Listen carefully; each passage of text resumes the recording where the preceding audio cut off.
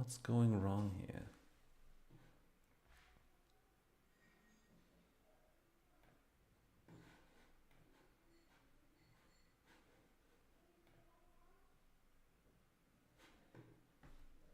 Oh, now it's working. Great. Very good. So we finally got live. That's nice. Okay, everyone. It looks like we are now live on YouTube. We are now live on Twitch as well. And hey, Kaspar, welcome. Welcome to the show, actually. Now that I actually managed to get everything working. We are also live on Algora, of course. Sadly, the chat overlay right now only shows actually data from Algora. So if you want to chat and see this on the chat overlay, you have to chat with Algora TV. But if you don't want to, I will also respond to Twitch and YouTube chats, of course. You will just not see them in stream. So let's then go and start actually what we want to do today. So what is the plan actually today? Well, last stream already, I started working on a new project, actually an open source project. It's called Cozy Coda, and the idea is actually to do something different with AI for software developers, something that is not integrated in your IDE, but is a separate application and allows you to do collaboration, for example, with other people on your chats. And I have ideas in mind, like you can actually fork an existing chat, or at least parts of a chat, to make it more reusable. And actually the idea is basically to have higher reusability and collaboration on all the things that are created by AI. And of course, right from the beginning, I had the idea of it would be cool if I could just use local AI. There's all the cool stuff like local LLMs, Llama 3, of course, and all the others. And I really like this idea to run this all locally. And based on that, the idea came up, okay, maybe I can just build something local first. So let's start actually with this part. So if you haven't heard of local first software, actually, I highly recommend you to check out here at inkandswitch.com the local first article. It is from April 2019, so it's not a new idea. It's quite an old idea for tech, if you want it like that. And I highly recommend you to check out this article because it explains very well what the idea of local first software is. So local first software is not just offline first software or something like that. It is actually a complete paradigm shift in how to build software. So instead of, well, we can go a little bit down. I will not read the complete article here on stream, but feel free to check this out if you like to. I can also share this actually in the chat so that you can actually check this out and read it if you like to. And the idea behind local first is basically the 7 ideals of local first software. That's actually the main part. So the first one is no spinners, which is basically if all the business logic of your software is actually running on the user's computer, there is no need to have spinners. And also, if not just the business logic, but also the data that people are owning actually or having in your software system is on the host or on the computer of the user, there is no need to have spinners and things are just working. So you basically open an app and everything is just working and right there. The second is your work is not trapped on one device. So the idea is basically that there's some way to get data on different devices. So this is a lot about you want synchronization. So the first one is actually you want the functionality on the device, not somewhere in the cloud. And yeah, local LLMs without a spinner is actually much more easy than you think. I actually ran on my laptop a few days ago the current Llama 3.2 3 billion parameter version, and it was quite fast. I was a little bit surprised about that. So, well, still, of course, it takes some time until everything has been generated by the LLM, but it was actually quite fast, much faster than the 8 billion parameter version that of Llama 3.1 that I used before. So it is much better than you might expect. But let's come back to the local first. So the second one is actually not trapped in one device. You want synchronization across different devices. You don't want just to use one. Of course, you also want real-time collaboration. Let's be honest, you want the Google Docs style real-time collaboration. The third one is network is optional. If everything is local, of course, you can work completely offline, which has some disadvantages because if you want synchronization across devices and you can work disconnected from the network on different devices at the same time, maybe different people, you have to merge this somehow once everyone gets back to the network. The fourth is seamless collaboration with your colleagues, which is, this is actually where the Google Docs collaboration comes in. You don't want just Git style merges and stuff like that. You really want the seamless collaboration actually. And the fifth is the long now. Well, I think this is basically about having your data forever and not just gone with the company which built the software and the service actually. Of course, security and privacy. One of the cool things, if all the data is local, is nothing has to go to the cloud. And you can even implement something like end-to-end encryption, which is mentioned here on the bottom actually. End-to-end encryption while syncing the data, because if all the logic is on your device, there is no need to actually put the data unencrypted on a server in the cloud. And of course, you retain ultimate ownership and control, which is the seventh goal here or value behind local first software. And that's, of course, we all want that to own everything. But if you use some software as a service, then of course they can actually lock you out. So here, for example, is mentioned that in 2017, several Google Docs users were locked out from using the software, and local first software is not like that. So if you read through the whole article and then see also the examples and stuff like that, pretty interesting stuff. Highly recommend this to read.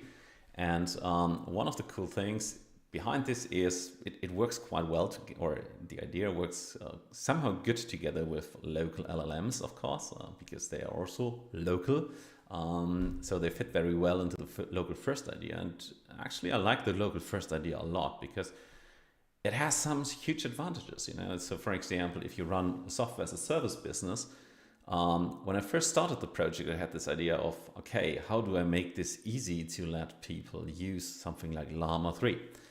And I thought, okay, maybe I can just rent some GPUs in the cloud and make this part of my software as a service. So I went to fly.io and I actually checked the pricing. So how much does it cost to run on fly.io these GPU machines? And then I went all the way down somewhere in the pricing. There is GPUs at Fly machines, and well, the cheapest ones are here for the cheapest ones that you want to use for LLMs actually is here for $1.50 per hour. So if you do the math and you think about, I can host LLMs somewhere in the cloud with fly.io, then you realize pretty quickly that this becomes extremely expensive. You might charge your customers actually to pay this in the end, but still there's a lot of costs that are created by that, and this is actually not what I'm looking for. So enabling people to run, or especially enabling software developers to run the LLMs just locally, which works nowadays quite well, and to let them actually work completely local fits much better than running this as a SaaS business. And this was actually the idea and the reason how I came back to the good old local first idea. And a typical way how you could do local first is by running this as a desktop software. And I wanted to start the project actually in Elixir because I like Elixir a lot and I think it's a very good fit for that. And I like to use Phoenix LiveView here. But, how do you manage to run this as a desktop software? So this is where Tauri comes into the game. So if you don't know Tauri is just released in version 2.0. Tauri is actually similar to Electron. So with Electron, you basically, local first is super cool. Exactly. Local first is super cool. And Tauri actually makes this possible. Similar to Electron, it gives you actually the possibility to build desktop applications with web technologies. And the typical model, if you look here into the documentation of Tauri, the typical module actually is you have some kind of a web framework, let's say Next.js or Nuxt or Laptos, which is a Rust web framework that compiles to WebAssembly. And then this is run inside a web view that is provided by the operating system. And then there is a little Rust wrapper around that to make all of this work. The cool thing compared to Electron is that it's much more efficient. Why is this? Because Electron comes with a Chromium browser and a Node.js runtime bundled right with your app. And this makes your app automatically a huge download. And also at runtime, this is not very efficient because it takes a lot of resources, especially memory, but also CPU to actually run Electron applications.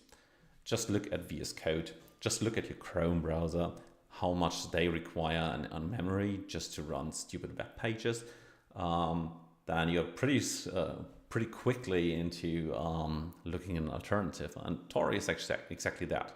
So Tauri is just a little Rust tool or a Rust framework that compiles to a very tiny native binary, and it bundles actually your JavaScript, your HTML, whatever your web application is written in, and just ships it as a desktop application. And it uses the web view that is provided by your local operating system or by the user's operating system to run the web application in.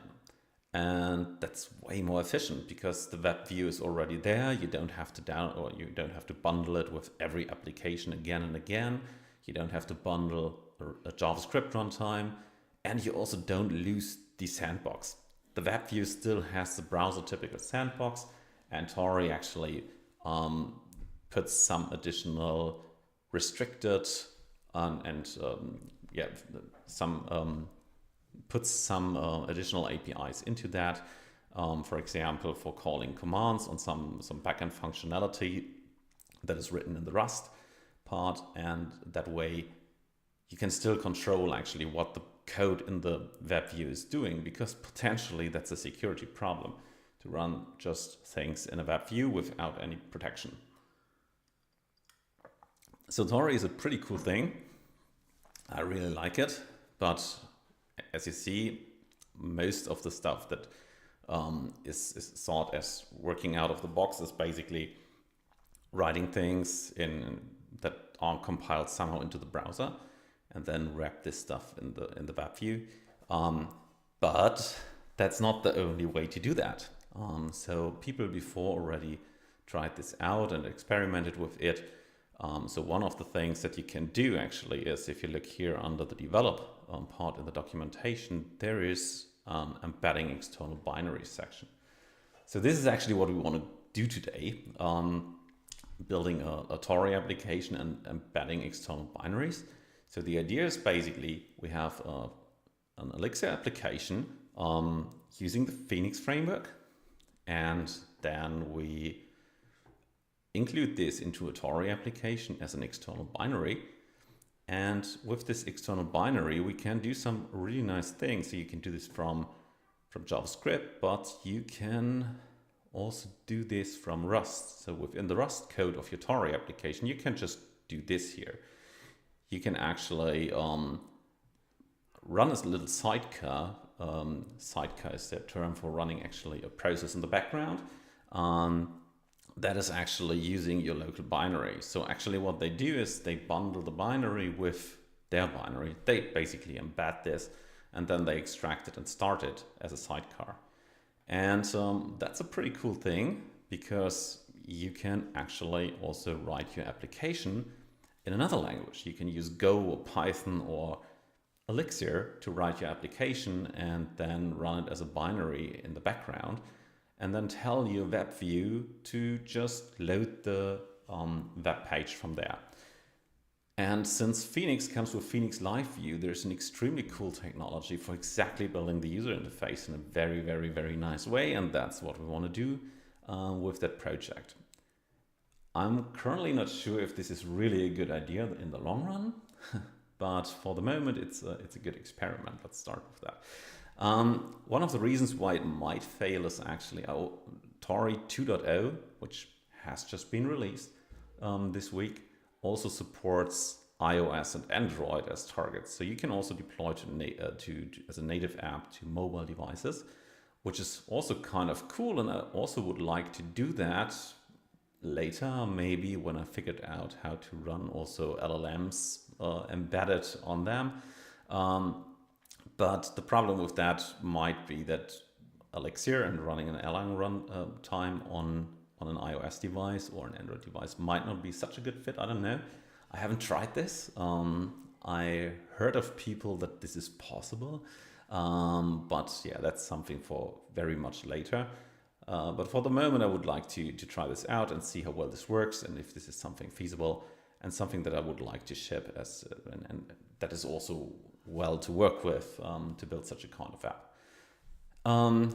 So what else do we need?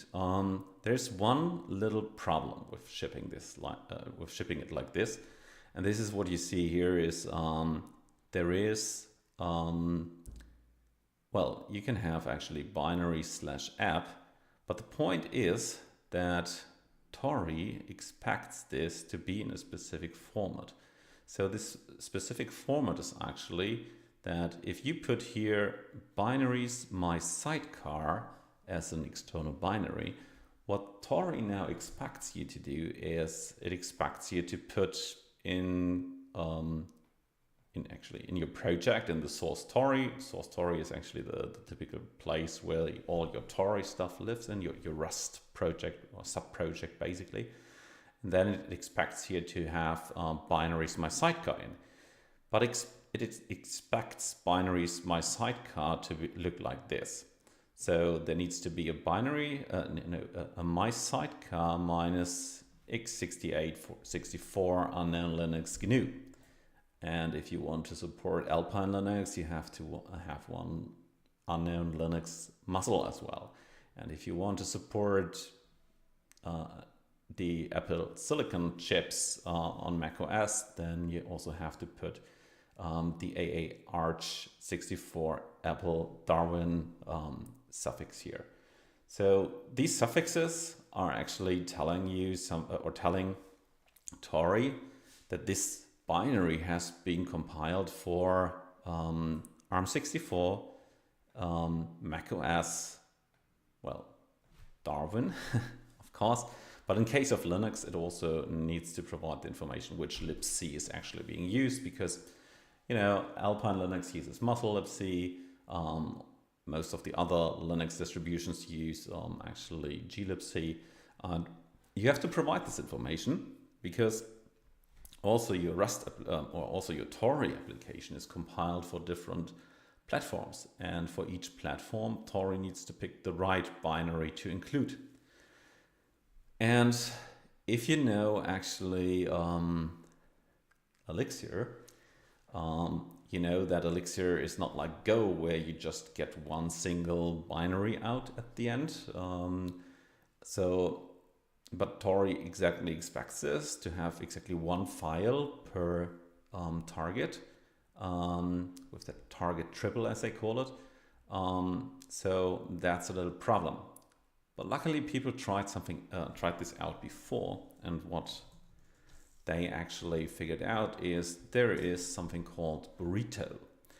Burrito is an interesting name, to be honest, for a nice project actually.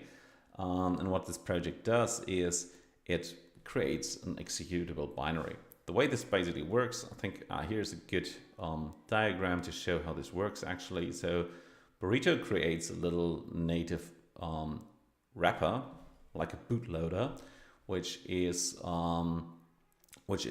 written in Zig, which has the disadvantage that you also need a Zig compiler installed on your laptop, or on your development machine. But that's a solvable problem. And then it puts actually an archive in it. So basically you get a file that is built out of some native binary and some archive in which you have your Erlang runtime and of course your Elixir application code. All of that is in this archive, which is then embedded into the binary. So you get one single binary out of that.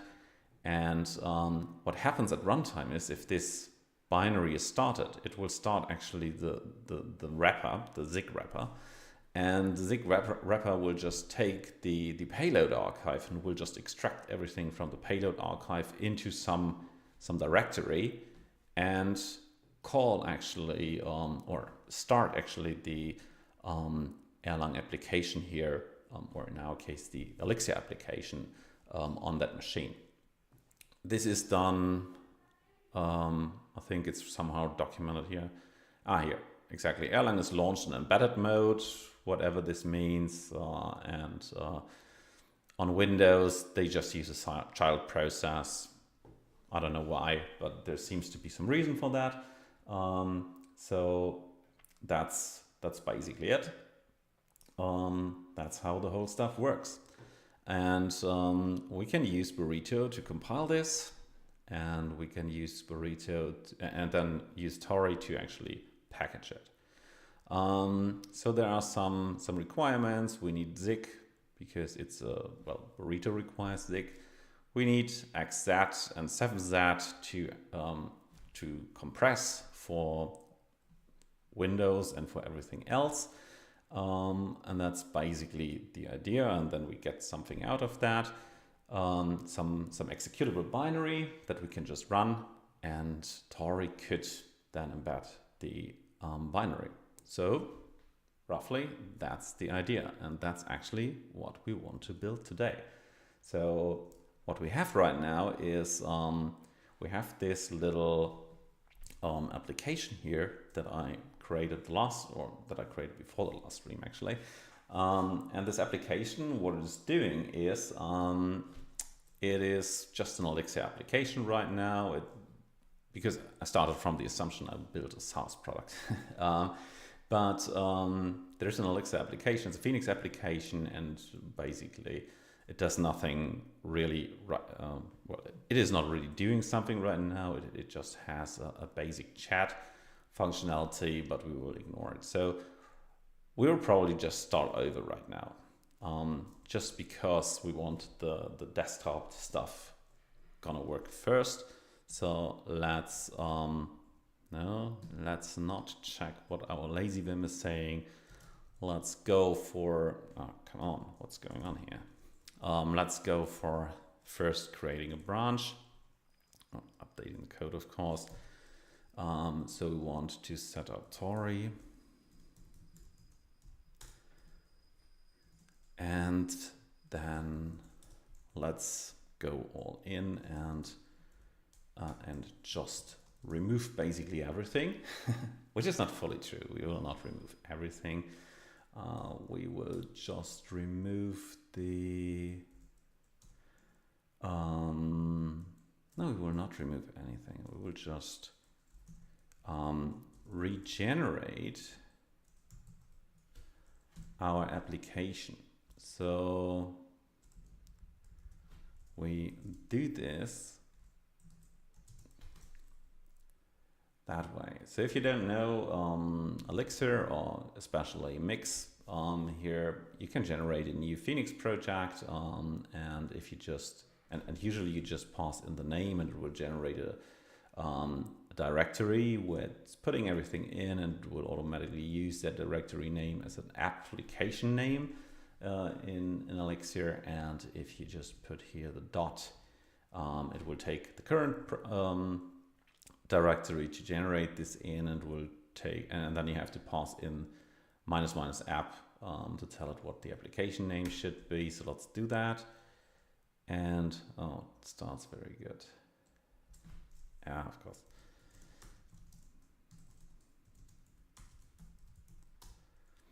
Let's get this.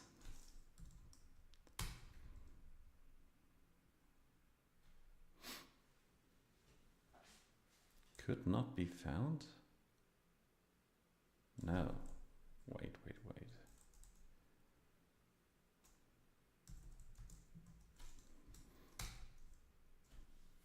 Why can't it find it?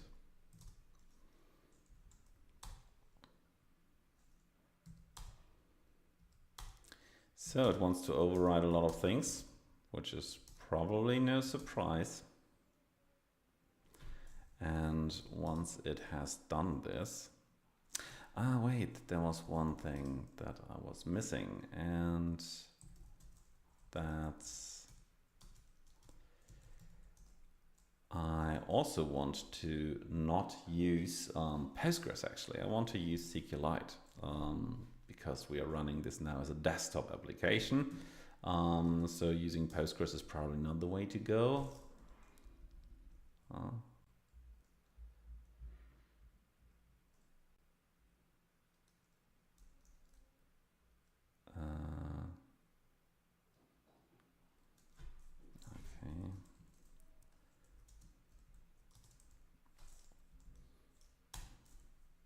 Let's do it this way.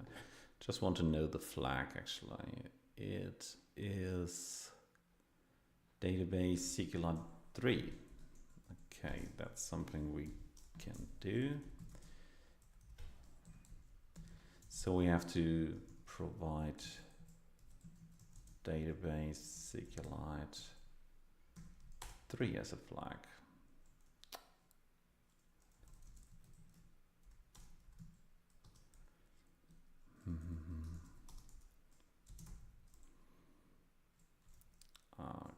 Okay, let's just discard everything and let's run this again. Yes, we want to override it all.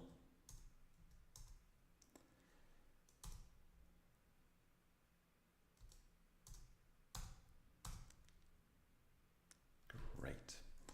So now we have overridden a lot of stuff. Let's quickly look through that. I think I know what's going on in the config here. We will fix this soon. Let's first look what else we have here. So here in the application, we got the migrator that has been added. Okay, interesting. Skip migrations. We have the repo which has been changed actually. Well, I think this is also fine. The root has, what is this? Yeah, we removed actually the authentication, because for local first applications on the local machine, there is no need for authentication. That's a nice thing, you know, everything runs locally, no need for authentication. So we will also, we can just discard this one. As I said, we don't need authentication.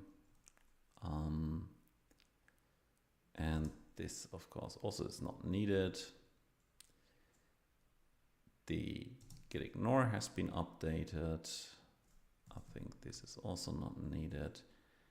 And our mix file has been changed. So Let's quickly go through that. This is not what we want. The CE update that we created last time, we will also remove that one because right now there is no CE and EE setup, so we can just get rid of that right now. And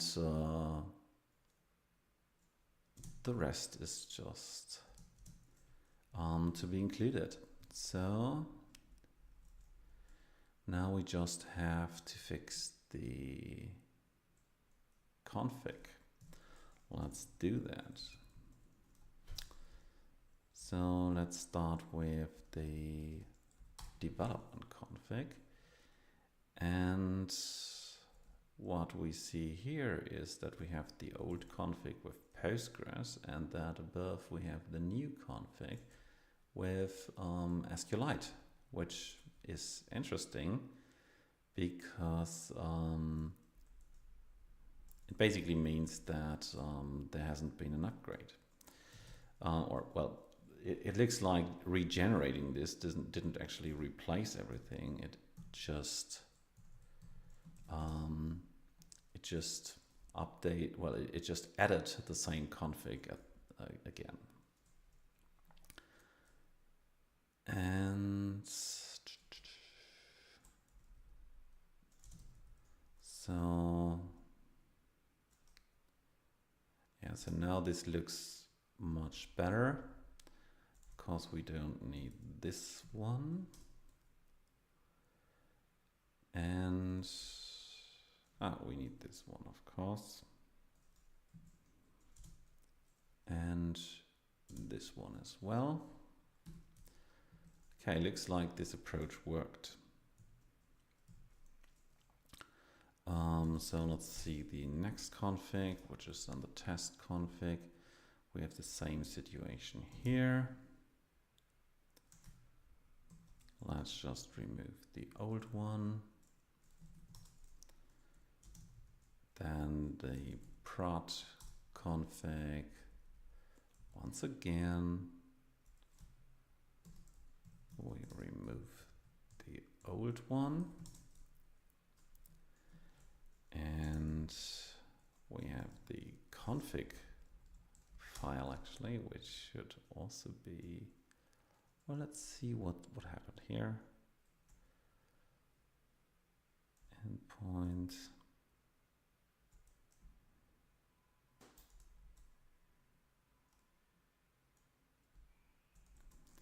I think it starts here.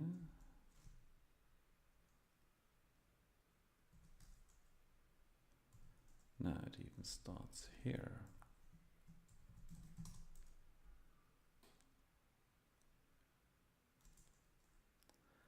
Let's see if this was a good idea. And we have more configs, special, so test runtime config, exactly. This one needs to be changed as well. And here we have, from here, everything down is the old one. Since we don't deploy to fly.io now, we can just remove everything.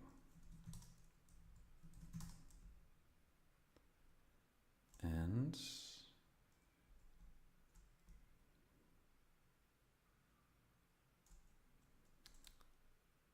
the last lines are also included already, so we can also remove that one. Looks like it starts here.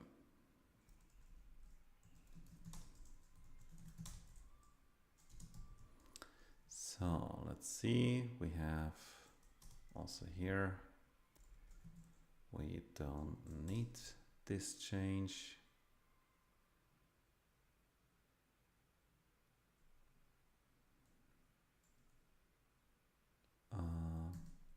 Wait.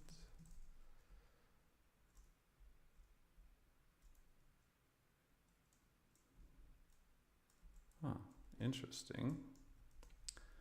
We actually overlooked something.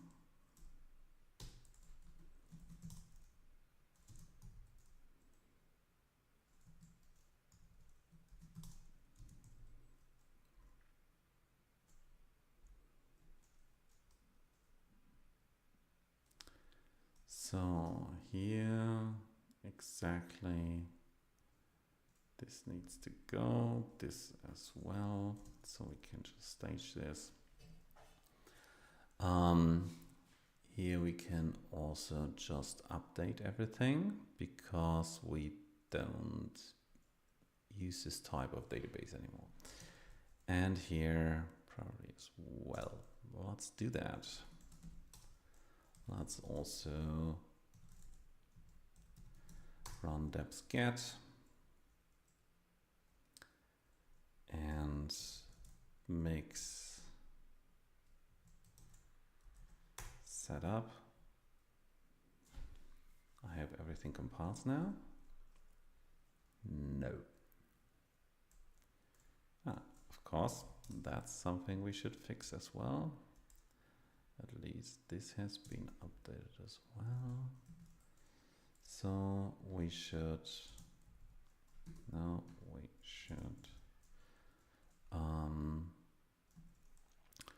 look into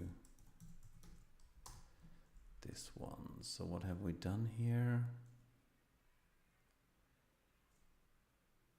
We have created this. I hope the rest is just working. Let's see if this is the case. And migrations up to date. Well, that's nice. So if we look now here into the directory, we see that there's also the Cozy Coder dev database being created, which is nice. And just for the sake of doing it, let's also run mix test to see that everything is still working. No, it's not. Of course it's not.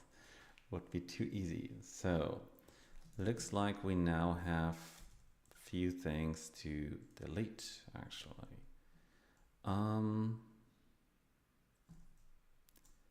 Let's see in our lib. Wait, where am I?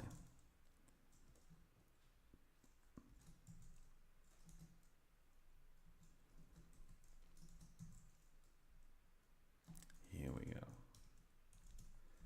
So what's going on in lib? There is the Cozy Coder web, and within it we have, no, the core components is not what we're looking for. We have the controllers, and there is a user session controller which we want to remove. Then we want to remove the Cozy Coder web.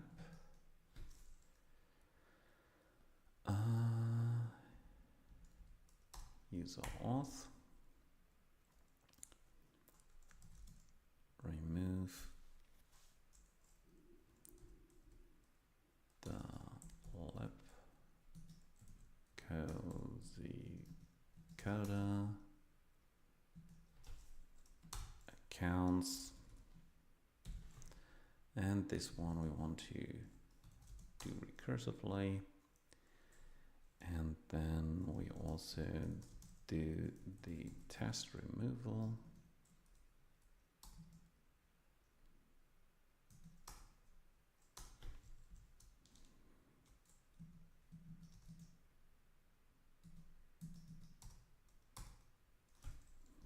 See if there's something in controller tests left. Yes, the user session test. So once again, mixed test. There's still something left. And this happens where? Of course, we still have a live view left.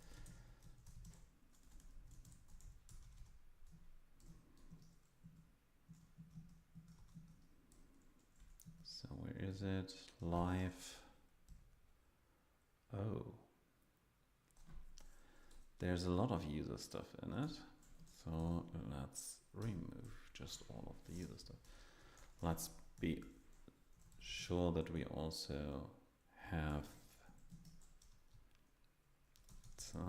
let's also look into the live folder here. And we see this is also a case. Let's remove the user stuff.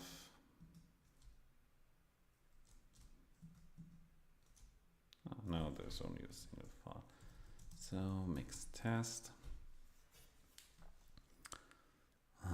Of course, now a lot of tests are failing. Cozy Coder accounts. Ah, didn't we delete them?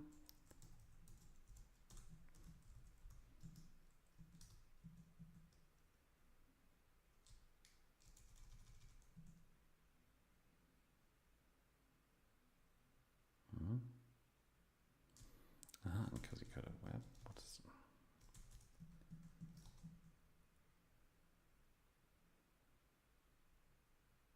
chat live test?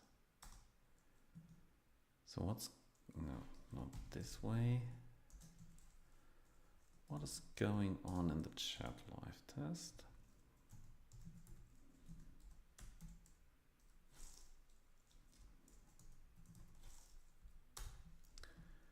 In the chat live test, we do generate a user token, which is no longer required. So we should just completely remove that.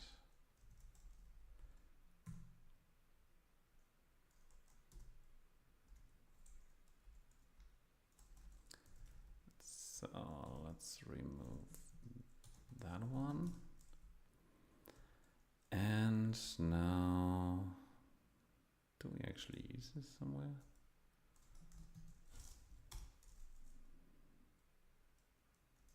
Looks like it. It is used somewhere. Oh, what happens here?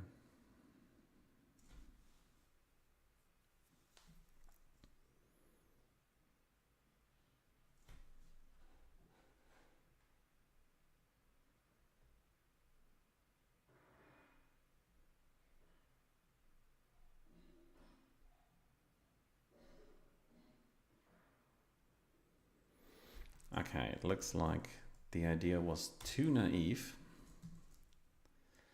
and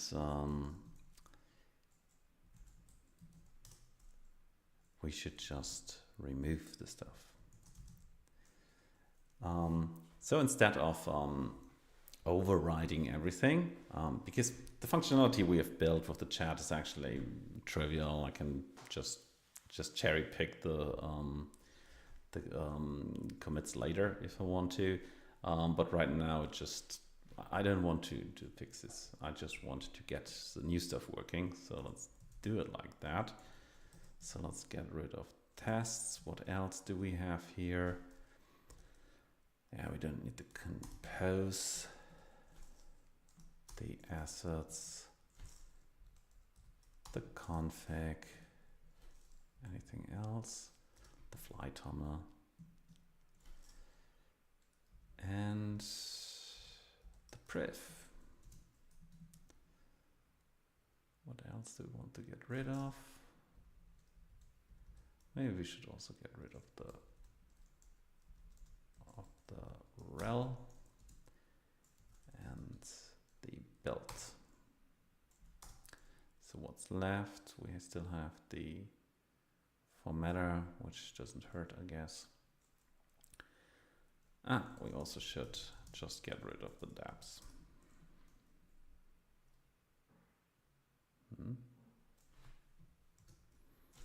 Okay. Nice. So once again, mix Phoenix new SQLite database. Here we go.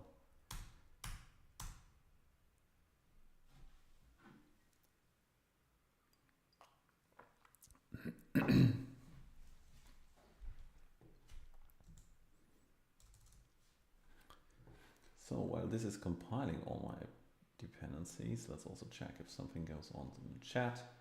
No, doesn't look like. Good. Then that's fine. So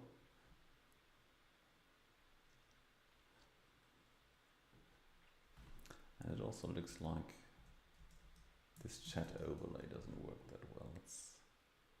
Let's just get rid of that.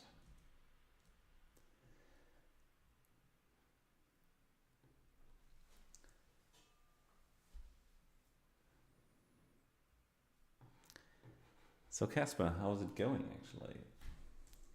What are you currently coding?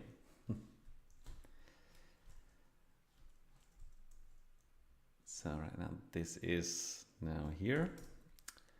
And let's do the trick once again, make setup.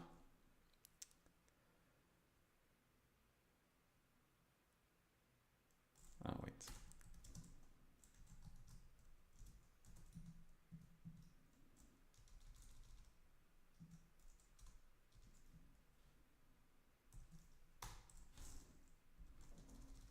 Also, let's do the same with the test. And now we run make setup again.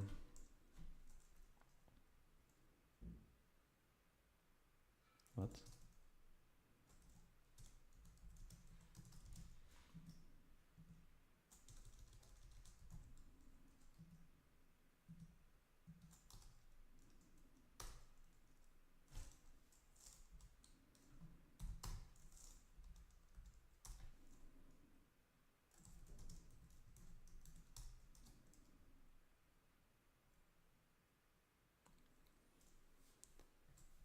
Nice, this finally worked. So let's just check if the test is also working.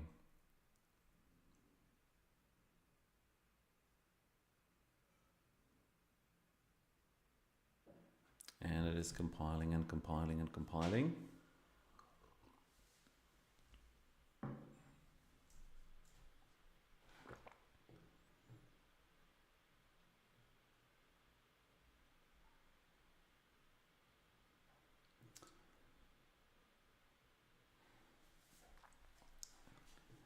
By the way, looking at the chat, actually Swelter is also something I looked quickly into, or briefly into, and I decided that's not for me.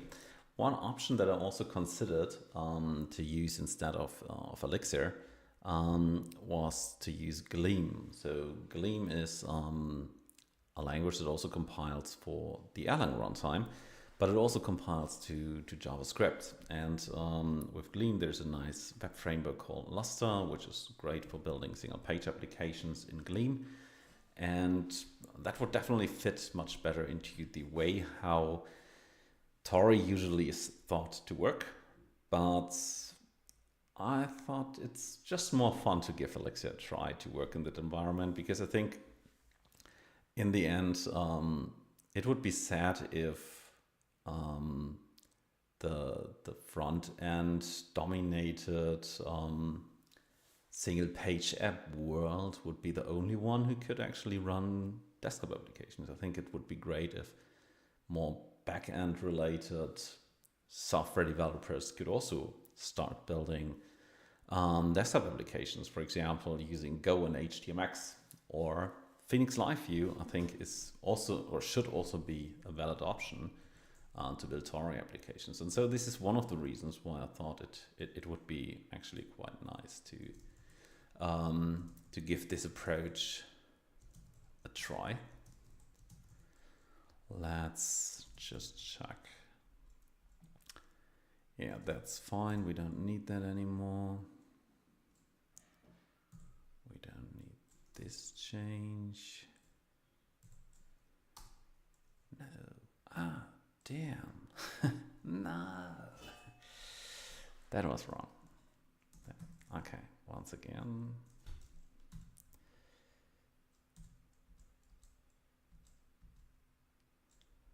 Well, let's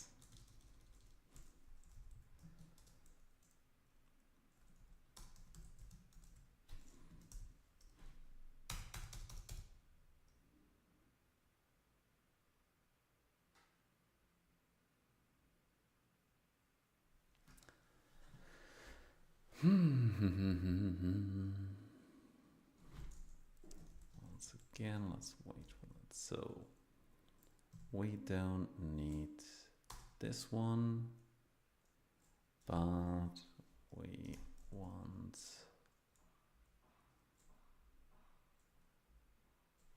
everything. This one, we don't need this one, and we want this one here. This one is not. What else do we have? So we deleted accounts, chats. We also deleted the release. All the controller stuff. We deleted the migrations, the release stuff, test. We don't need this, we want this, we want this, and here we don't want this, but the rest is fine. So now we have something that we can commit, actually. So let's do that.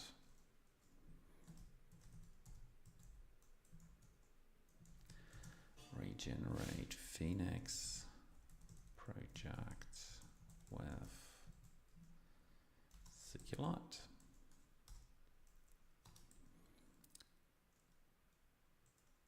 Wait. Did I really miss this one here? And this can be amended. So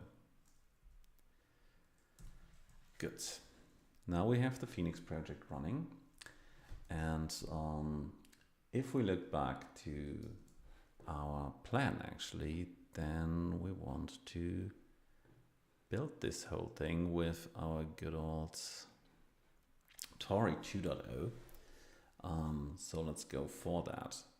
Of course, create Tauri app I have already installed, but I cannot use that here because create Tauri app will actually allow you to choose one of those supported frameworks and then programming languages, but that's not really what we want to do here. We want to get something set up from scratch because this is an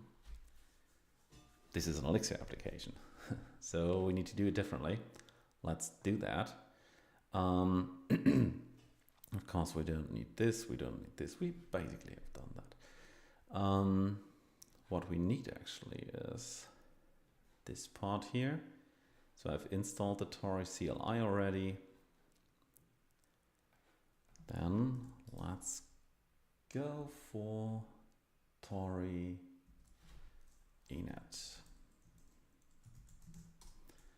Here we go. We initialize our Tauri app. What's the name of your app? That's the Cozy Coder. And the title should of course also be the Cozy Coder and not something else. Where are BAP assets located? That's no, in priv static. What is the URL of your dev server? Well, that is HTTP local host 4000. What is your front-end dev command? npm run dev? No. It is mix Phoenix server. Front-end build command? Well, that's an interesting question. Mix release, probably. I don't know. We'll figure this out later. So the first thing we do here right now is of course not building the release actually.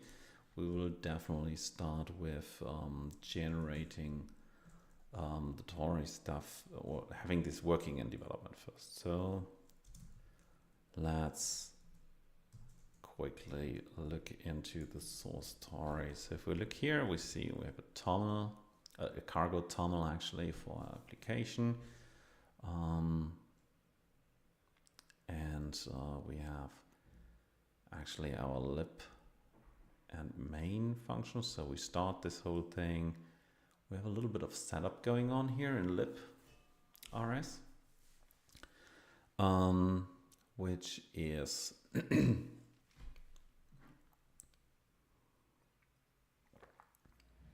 which is doing that pretty much. Yeah, and this is basically triggered. Great. Then we have a lot of binaries that cannot be previewed. Okay, build res. Well, that's also fine. Nice. So we should actually try to run it, I guess. So what is the command to run it? It is cargo Tauri dev. And we will give it a try from the root of the directory. Let's see if this works.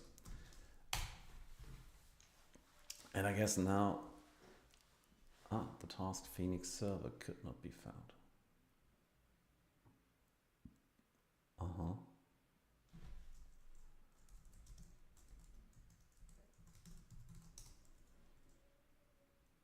But it exists.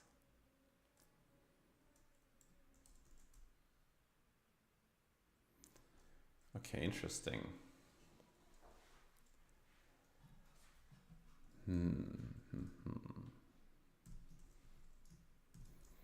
So this works, but let's see Tauri conf. So the before def command is mix Phoenix server, but why doesn't it work as expected?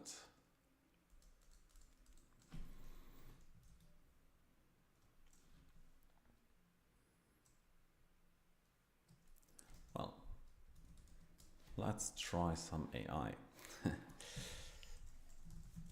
How do I tell mix to run in a different directory?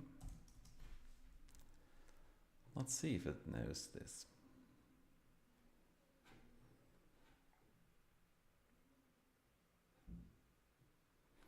Interesting. --cd. Well, let's see if the AI is correct on that.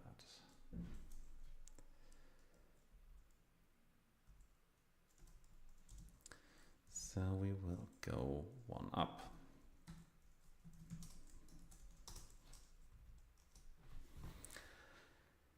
Because I think it's no. Oh, come on, AI. Maybe it's really the upper C.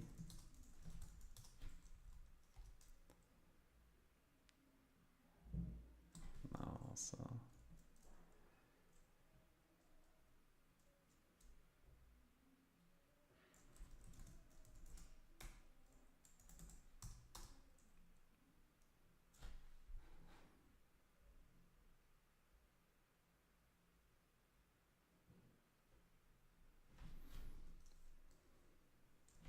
Okay, sometimes the AI is not helpful.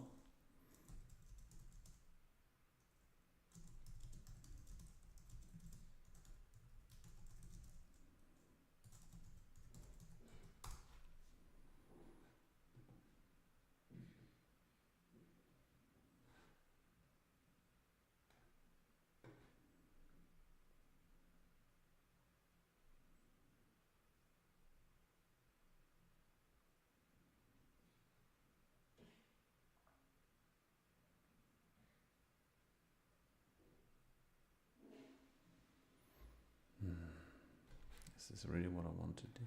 But wait a second.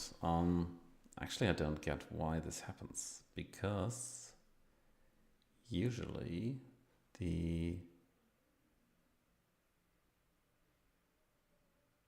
this also works because it runs in the parent directory. So let me quickly check actually in a new tab. So I tried this in a test, and here it worked, but let's see what the source Tauri conf JSON, it's also interesting. So it just runs the npm run builds. But the way you run this is by exactly by npm run Tauri dev. So what is the package JSON here? The package JSON is Tauri. Good. So it just runs Tauri inside our Tauri dev inside the current directory, which should just work.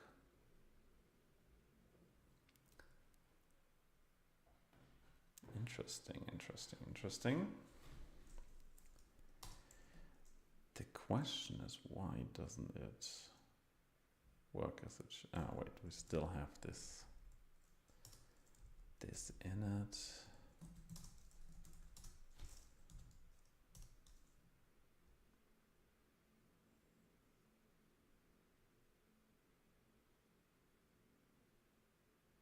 In the current directory, but it is in the current directory.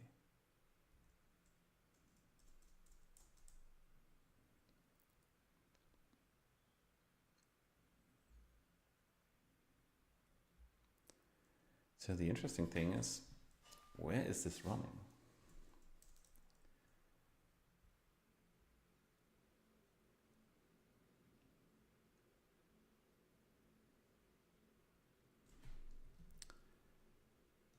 There is another thing that we can actually look up, and that's Tauri from Felipe. He actually worked with this as well. So how did he actually set this up? He also created an example. Let's see, source Tauri. It is actually not Tauri 2.0. It is Tauri 1. something, and he didn't port it over yet. But what is he running? He is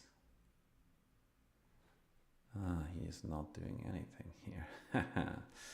Nice trick. I think his approach is actually to run this from Elixir, which seems to be also not such a bad idea.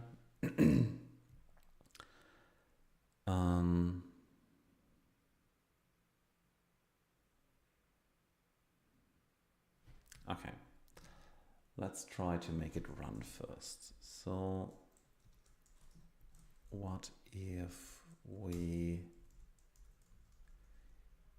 just remove this and wait.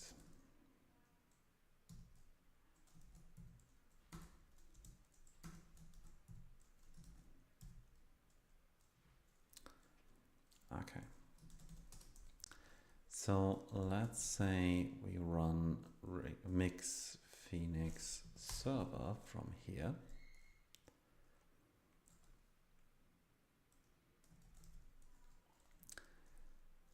And once this is done,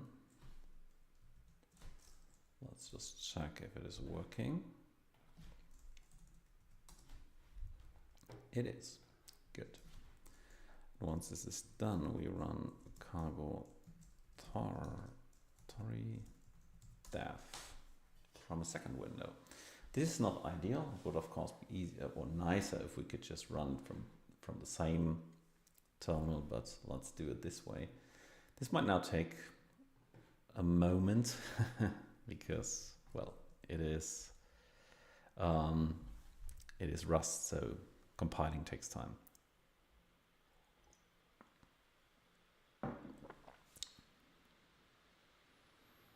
And also here my laptop doing a lot of work, working.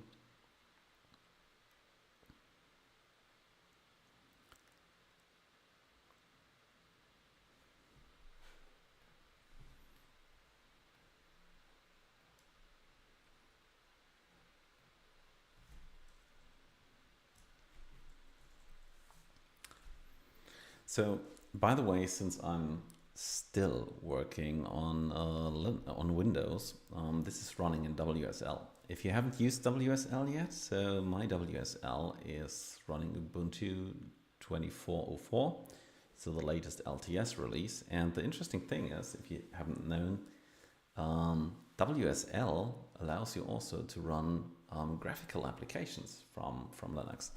So since we are building now, just to highlight this here, so we are building a desktop application, and since we are doing the development under Linux and WSL, and we are launching now the desktop application, it will launch under Linux. So this is not a Windows application being started now, it is a Linux application being started now. And guess what? This should just work. But just in theory, because yeah, let's see how well this works, but it should actually. Okay, also interesting that Alexi tries to watch now the target directory, which is not really what it should do, but we can fix this later. Had a read timeout from wherever Bandit got this. Yeah, so let's hope the application starts. So at least with JavaScript it worked before, so let's iteratively get there to make this somehow work. Ah, wonderful. So here we go. We have a window. So this is a Linux window. This is a Linux desktop application. I hope you can all see this. So we have here the normal Phoenix start screen for a new project, and that's exactly what we wanted. So at least at least the application is now working in the way we wanted it to be working. So let's also see if we can change something over here.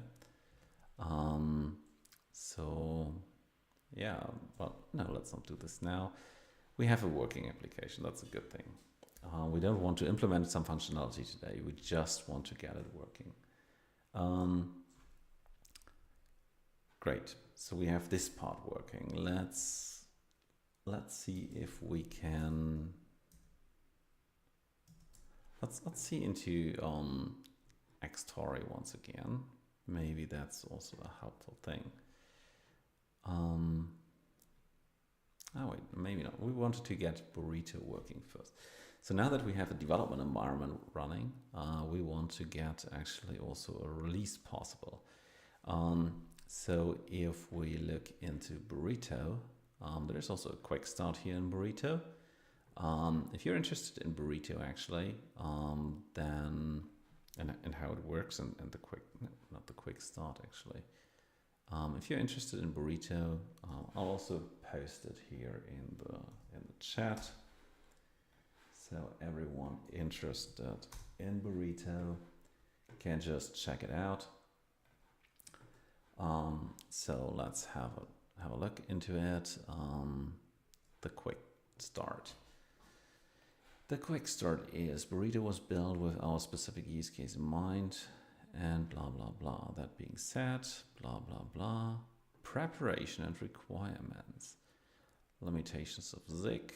Yeah, that's okay. We don't need to build on Windows. We don't want to build on Windows. That's fine. I installed this previously already because I tried burrito already in an example. Now the next thing is actually to add burrito, and let's just check what the latest version of burrito is. Nice, so let's copy that one.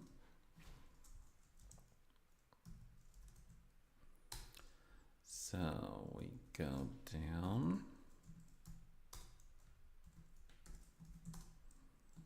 Oh, come on. Seriously?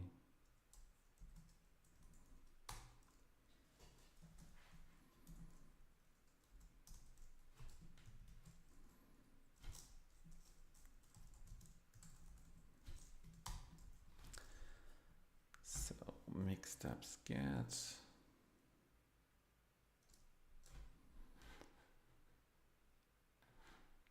Then create a release function in your mix. Okay. That will basically generate this.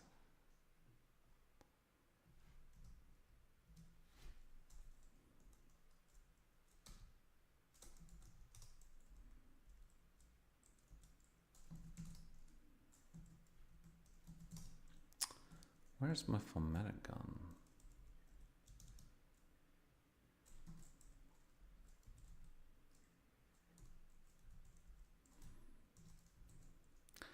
Things will be so much easier if I just have my Linux laptop.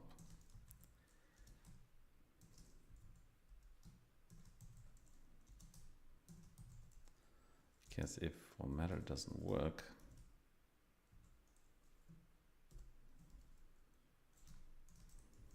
then things are really not cool.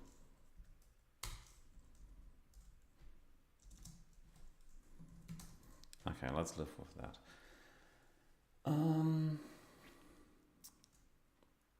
So now we have this release thing here, and we call this the Cozy Coder app. And I'm not really sure if I want to call this the app, but that's a different question. So we have this, and right now I don't need the Mac, to be honest. I'm fine with testing Linux and Windows. I know that this can do more. We know we can actually run this on we can actually run this also on ARM CPUs, ARM64 CPUs are also supported, so let's do that later. First,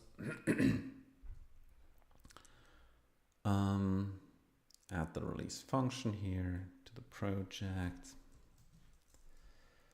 Let's go up to the project.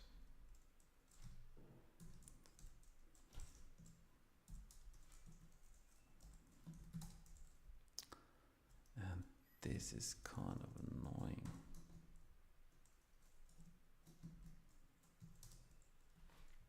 I don't get it. Sometimes this just doesn't work that way. I think I know what's going on.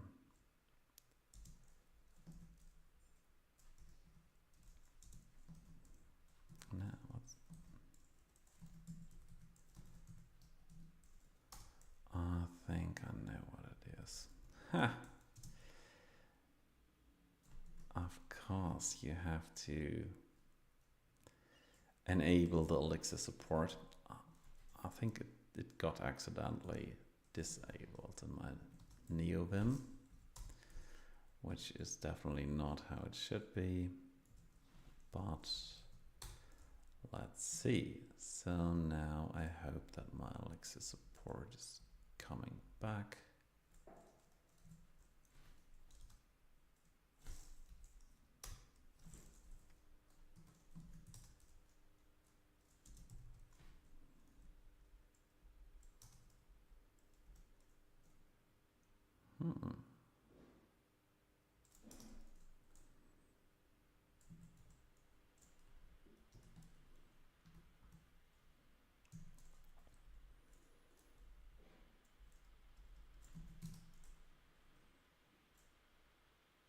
X project is not loaded.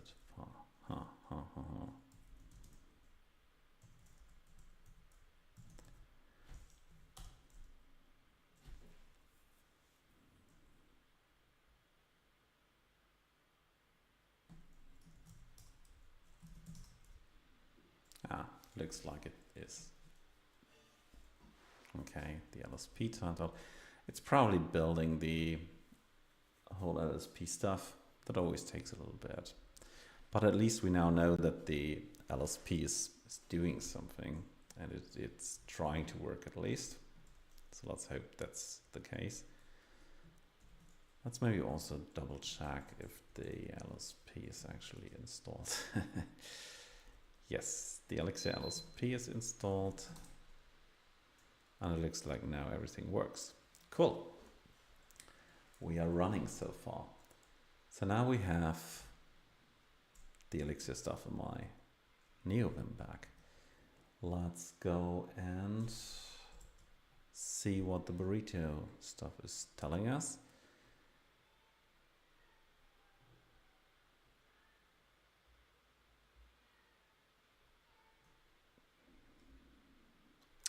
So to build a release for all the targets defined in your mix.exe file, run just mix-env-prod, mix release. Okay. If it is that easy, let's just do exactly that. And let's see what's going on here. Compiling, because mix-env-prod hasn't been compiled yet.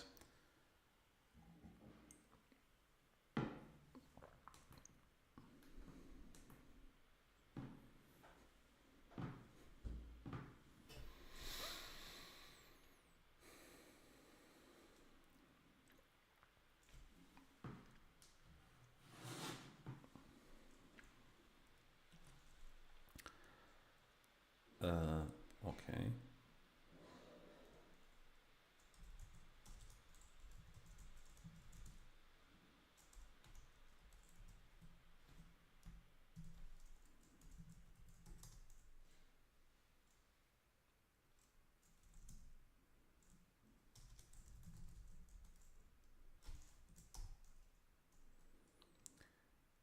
Okay. Maybe that's the reason. So looks like Zik has not been available. Let's see if, I don't know how this is called, but it looks like version is unknown. What do you tell me when version is unknown? Who does this? Okay, so we have latest Zik installed. I think Mise doesn't resolve that if you have done this just locally, and I guess that's what I did last time. So when I tried Burrito out actually in a different project. So let's once again, let's first clear the terminal. Then let's run mix-env-prod mix release again. Yes, override it. Other runtime.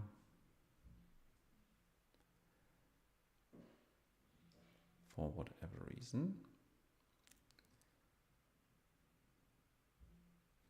So it now compiles SQLite which is fine. So I read a little bit about Burrito up front, and one of the interesting things is that it also supports NIFs. So NIFs, if you don't know Erlang, NIF is actually the native interface, which is a definition from Erlang about how it is basically a C API that Erlang can call. So if you write a NIF in C, for example, you can mount this into your Erlang application, which is pretty cool.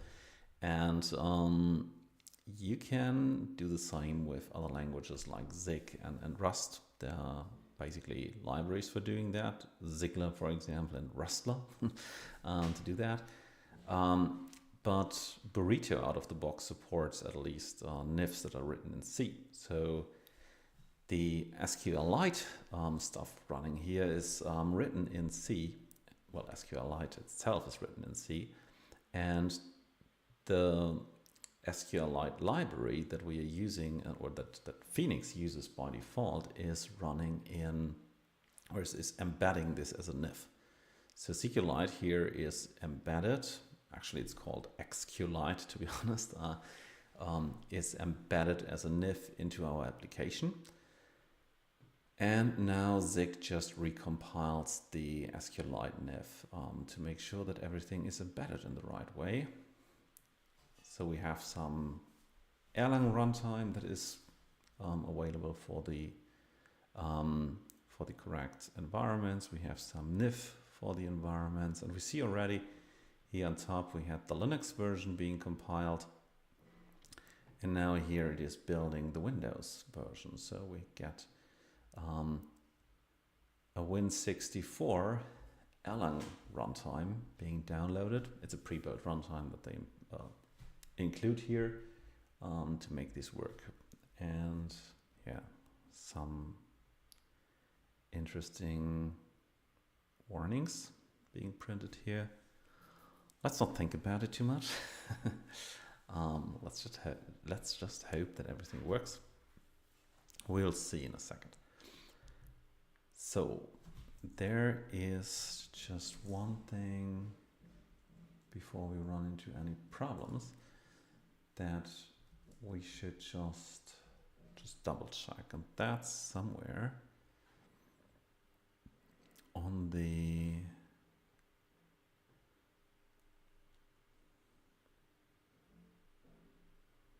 advanced stuff. Custom ERGs. No, that's not. Here. Known limitations and issues.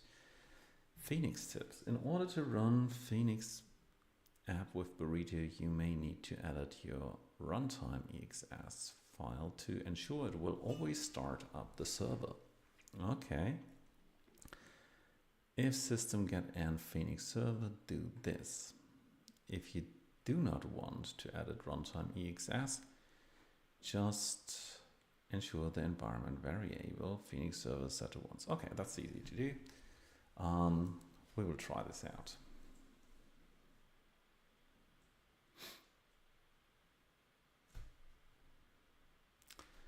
Yeah, since it looks like the build with Burrito is not the fastest thing, but we want to ship the whole thing afterwards as as a Rust application. So there's yet another native build that might potentially be slow. Summing it all up. So now we have something running. And the interesting question is, where has it been created? Let's see. Burrito out. That's interesting. So let's look into Burrito out. And we have a Windows exe and we have a Linux version. So let's try the Linux version. And we want to set actually the Phoenix server to 1. Let's see if it runs directly or if we have to do anything else. Database path missing.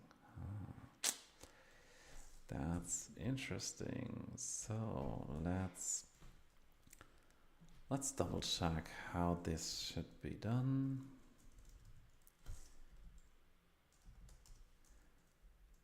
How do we do that? Okay.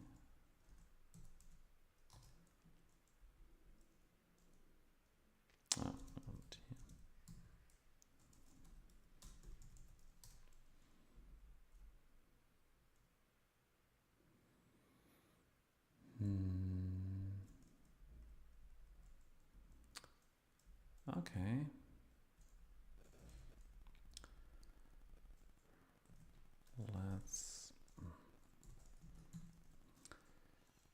Let's set this variable as well, and we set it to something like the cozy coder dev DB. Well, let's use just the development environment database because it has already been migrated actually. Error, config provider, secret keybase is missing. Ah, damn. Yet another thing. So how do I generate one actually? I think there is a mix Phoenix gen secret of 64. So let's use that one.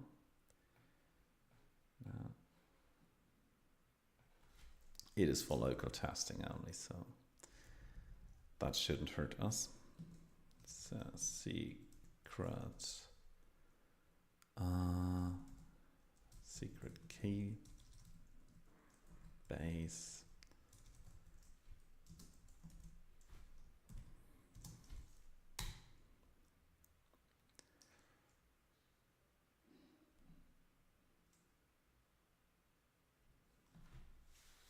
Error, could not warm up static assets. Okay. I have to run mix Phoenix digest for that. Fine, we'll do that later.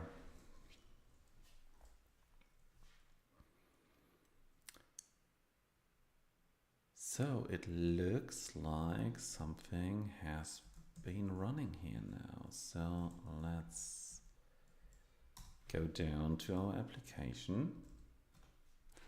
Here's our Linux application, our desktop application. So if we close that window, we see, okay, this stopped working. So let's start it once again in Tauri dev and see what it is doing now.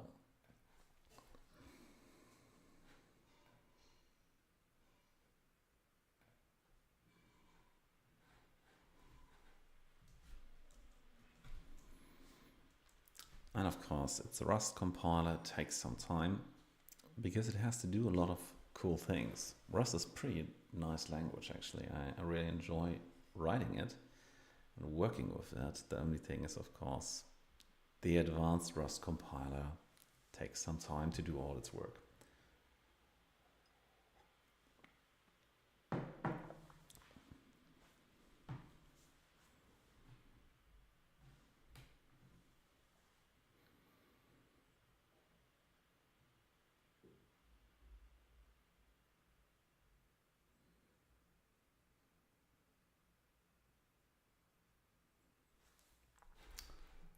And here we go. We have an application, and this time the application is coming from our release, which is pretty nice. So now we have a burrito release being built.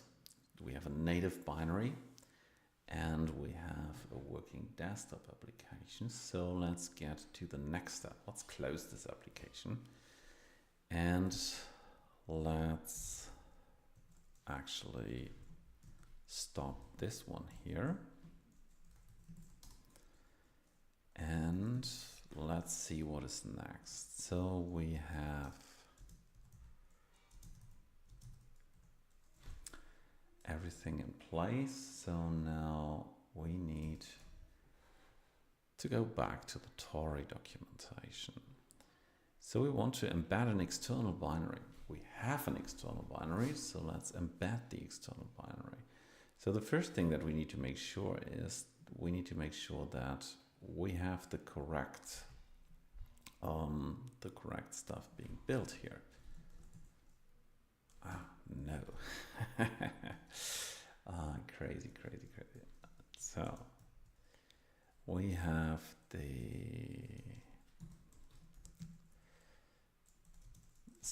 what's in burrito out? We have Linux and Windows. So this is not exactly what we want as an output. So the question is actually, how do we make sure that the output looks like we want it to be?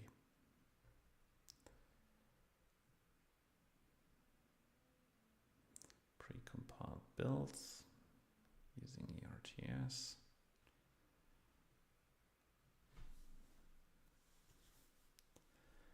Symbol.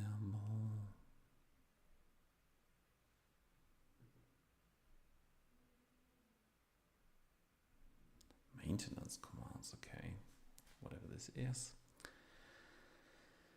Application entry point, burrito target, burrito target. Da, da, da.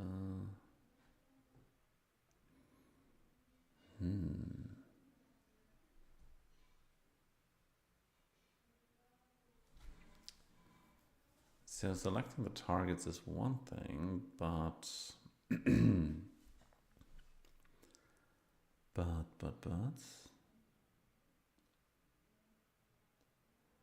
how do I actually, well, let's look how the Tauri stuff is done here. So in the example,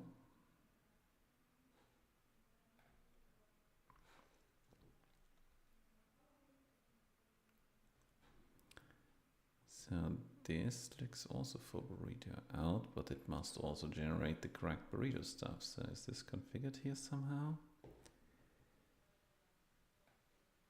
Targets. I think I get it.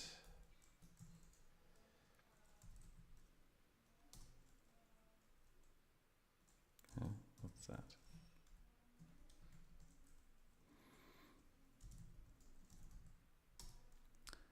I think I get it. So we have here the target Linux and Windows, and if we look this up here in the burrito out, we see actually cozy coder Linux and cozy coder Windows.exe. So it looks like burrito is automatically adding the .exe, which I don't understand why, but it looks like Windows requires this kind of stuff being called a .exe, because otherwise it just doesn't work.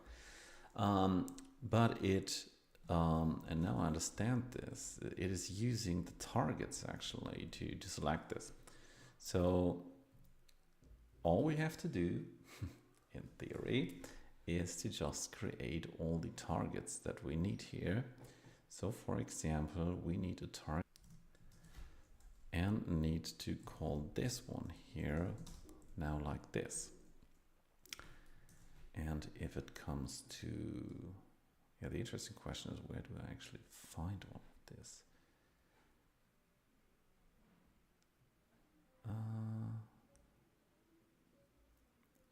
The current platform's target triple suffix by looking at the host property. Yeah, that's nice, but I'm not looking for it. Available. If the grab and cut commands are available, as they should on most Unix systems, you can extract the target triple directly with the following command. But wait, how do I find the target triple actually? From, I don't know, Windows, for example. Nice. So let's start with Debian package. That's probably the easiest. So we now, for now, we just built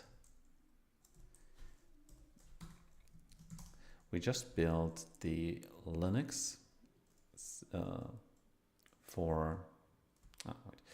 we just built the Linux for the current application platform.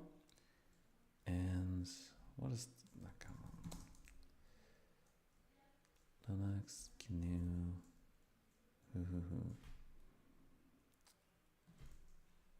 How did he do that? He put this in. Yes.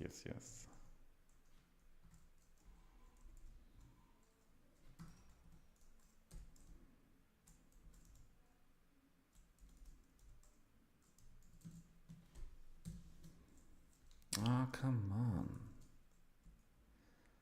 Didn't want to surround it with twos.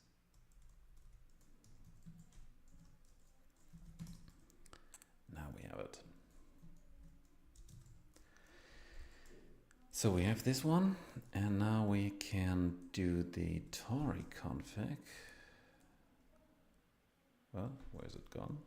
Tauri.conf.json. And we can tell it that we are just interested in Debian. Is this correct? Yes. So now we can say that we want to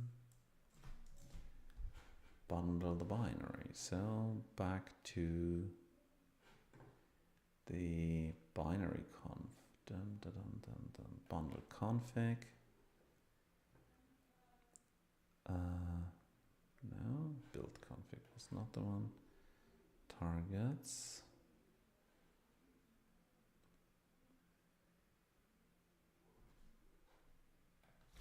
Wait.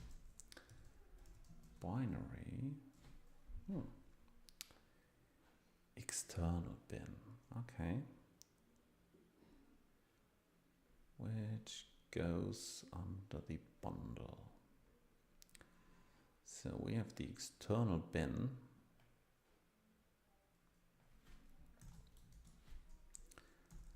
which is under the bundle.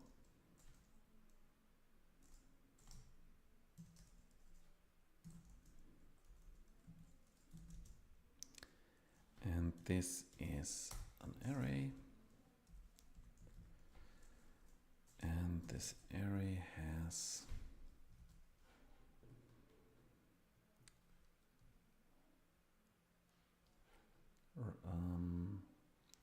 a list of absolute or relative paths to binaries to embed with your application. Note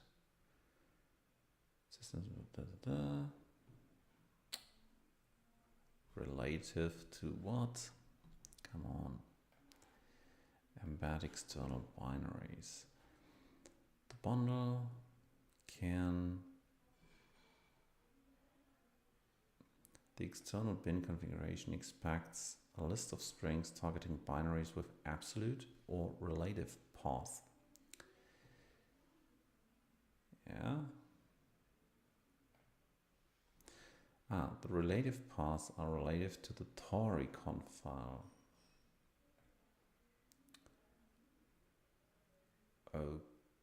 Okay.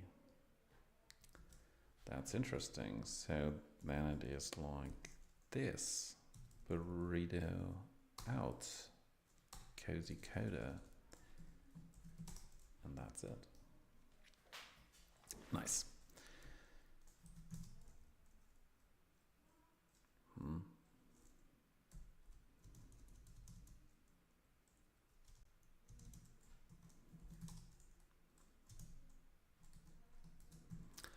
Okay, let's give this another try. Let's first remove the burrito out.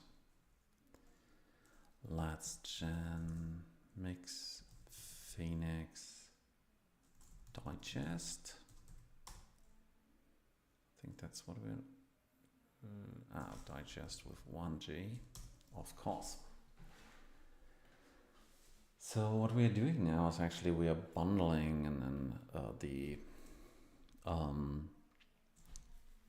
our static assets, because it was the error before, and I'm not interested in another error. So let's see, priv static. Here you see actually the gzipped and the hashed ones. This is actually what the digest created, as well as the cache manifest JSON. So we have done this. Now we need to do mix and prompt mix release.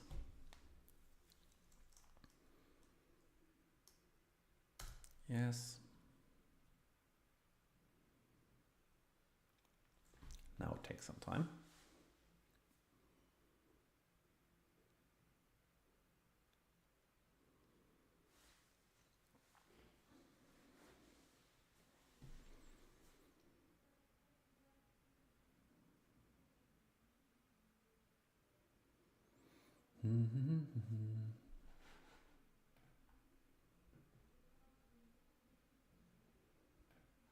Let's see where this is going now. I think we are very close.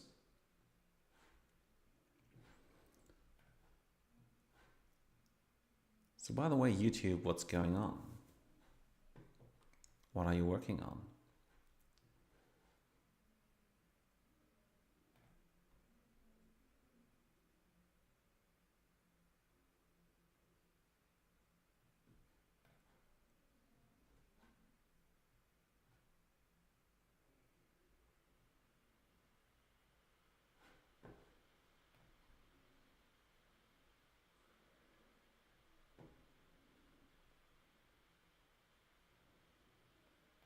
Wait, is this still working?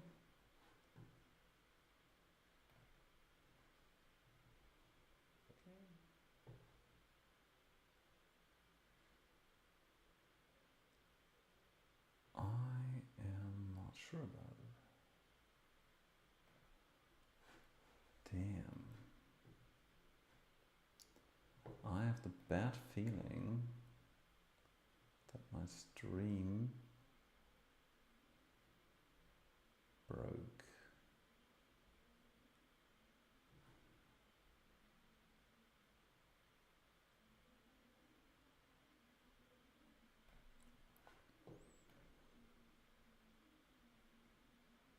But maybe I'm wrong about that.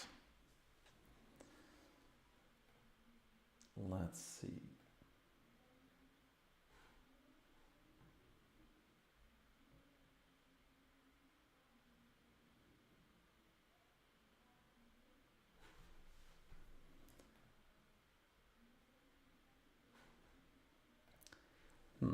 The interesting question is, do you still see me here? The interesting question is, do you still see me here? Yeah, looks like it does.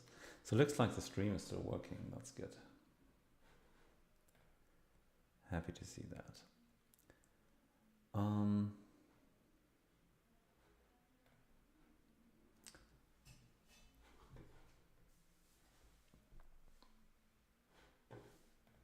I still don't get why this page isn't working. Today, so I'm streaming through Algora TV. If you are interested in open source streaming service that is even written in Elixir, then check this out. The problem is that today Algora kind of doesn't look that stable to me. I was a little bit afraid that this completely broke, but I don't know, maybe they had some technical issues, I don't know. But yeah, let's see how this is going. Let's first continue here with the coding, actually, the more interesting stuff, of course. So we have built everything. So we now know that this works here.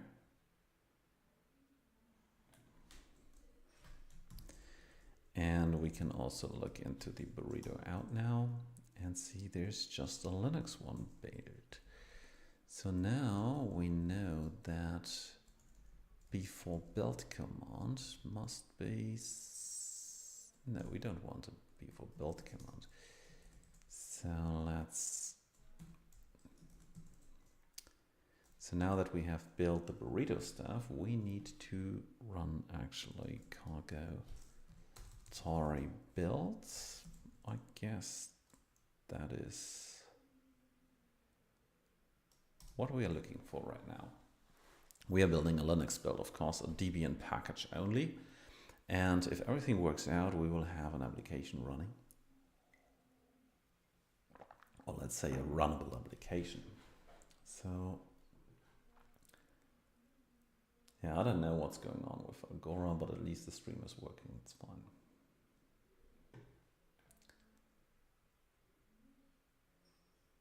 Nice.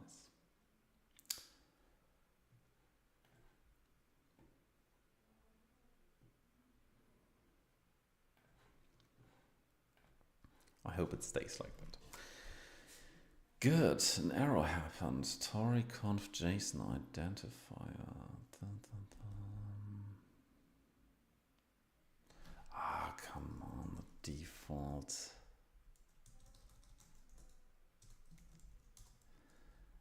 didn't change that. Come on. So I think this will be something like app.cozycoda.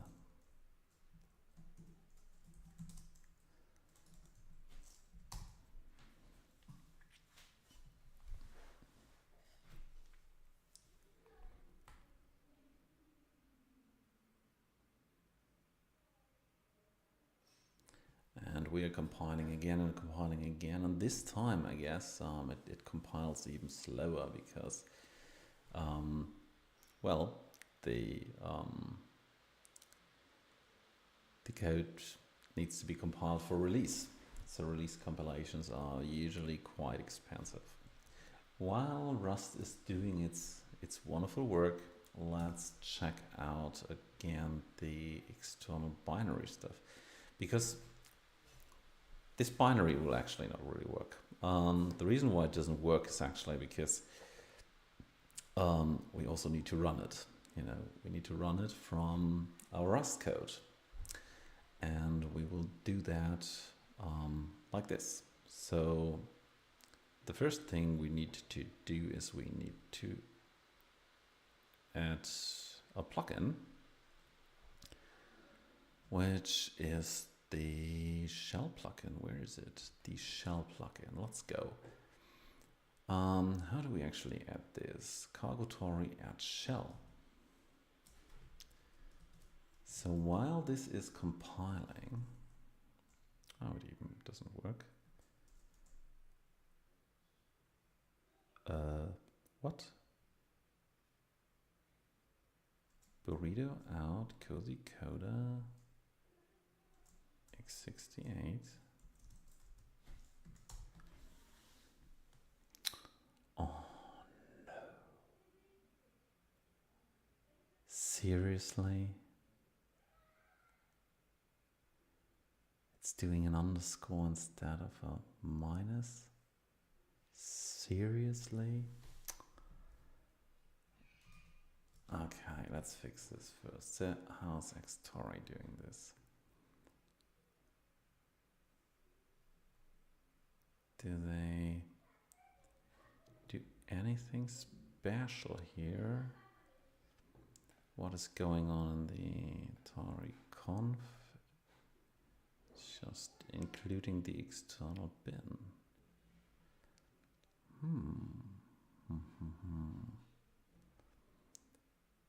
So this is an interesting thing. Let's see what the burrito stuff is saying about that.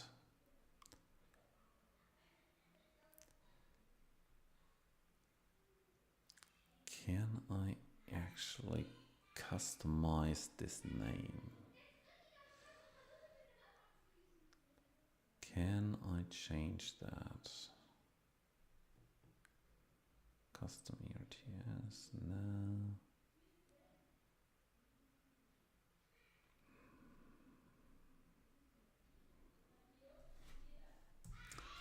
Let's check for some.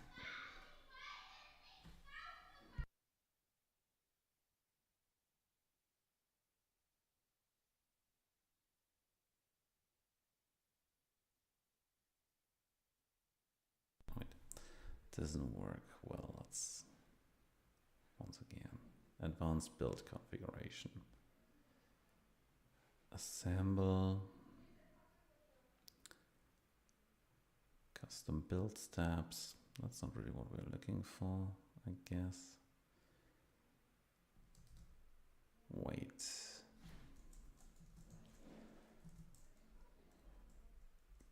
Cozy Coda targets, and then it puts an underscore. It is really weird. How do I change that?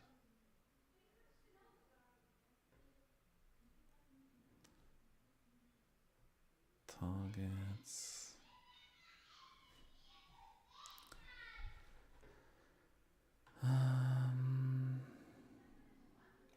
Lip.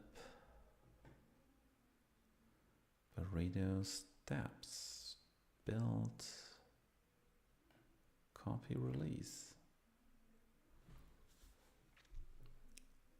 Of course, it is hard-coded. Great. Damn. Not really. Not really.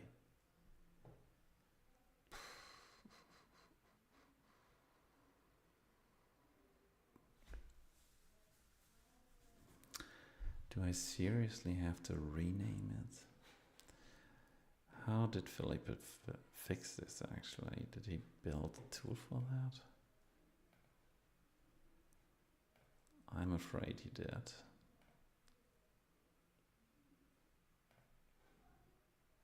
Tauri install. Tauri.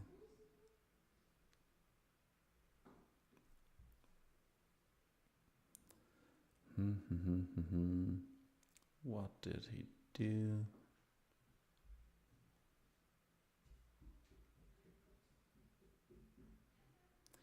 All right, main RS, blah, blah, blah. Put in external bin. That makes a lot of sense. Put in UF.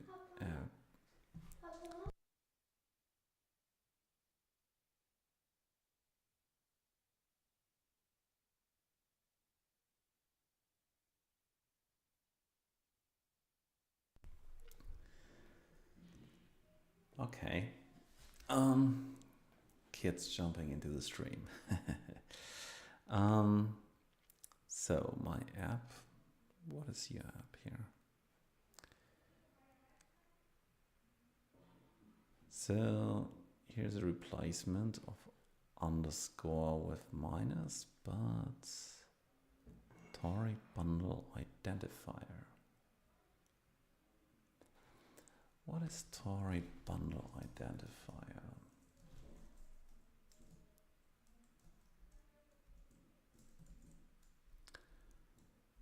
Identifier. Okay, this is not what we're looking for.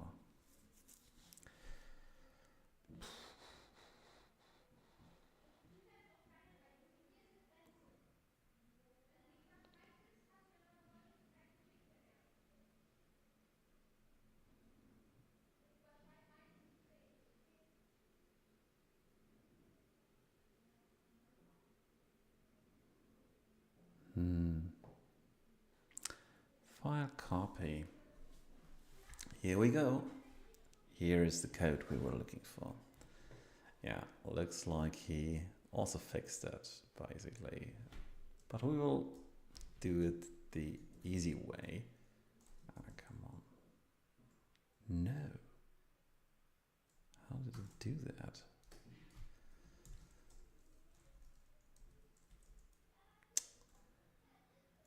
Come on.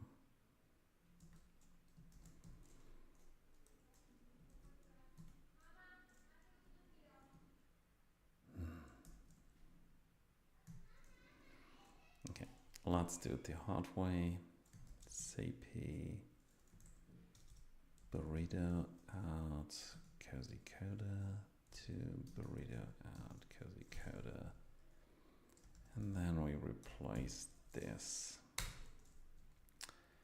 And by the way, if you have seen that, our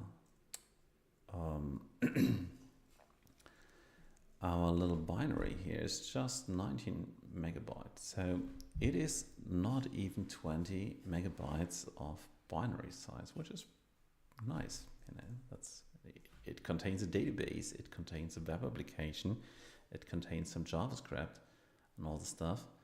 And all of this, and a complete Erlang runtime for just less than 20 MB, which is pretty nice. So let's once again Tauri build.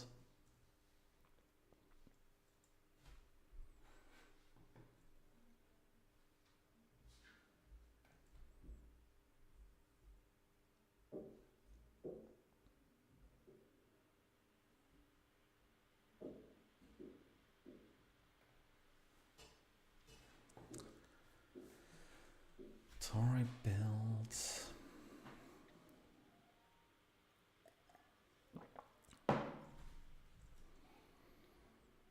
And then we were looking for something else. We need to embed the binaries.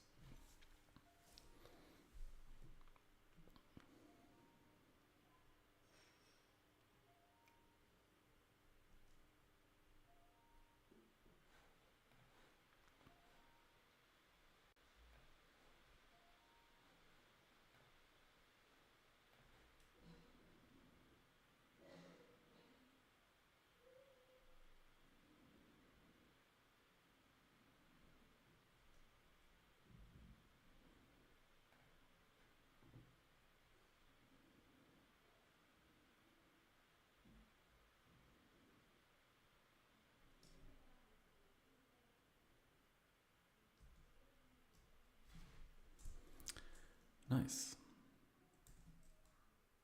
So this worked. That's cool.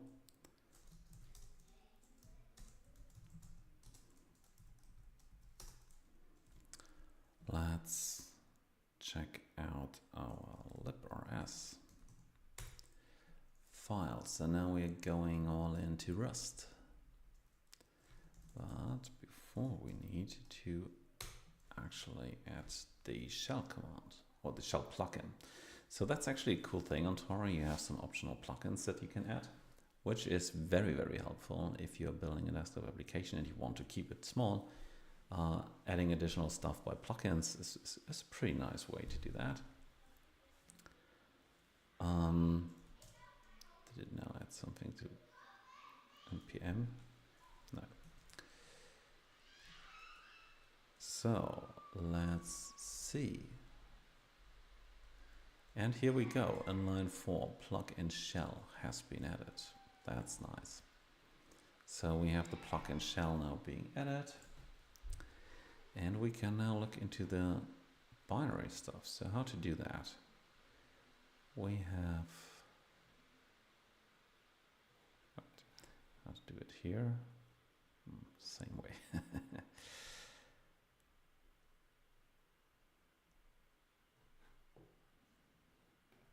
Wait a second.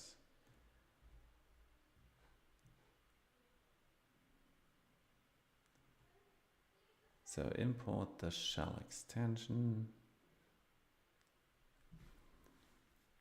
and call the shell sidecar function on the app handle.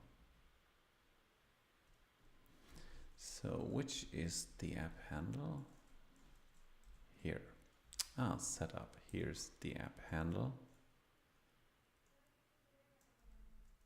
Plug in Tauri plugin lock. That's nice. Build dots. I guess we will do it here. So we wanted to do, what one do we want to call here? Call the shell sidecar. Shell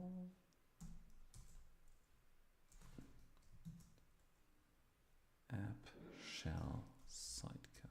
Shell dot sidecar.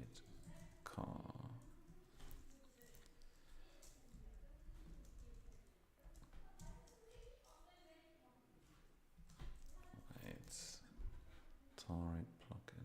We need the shell extension first. So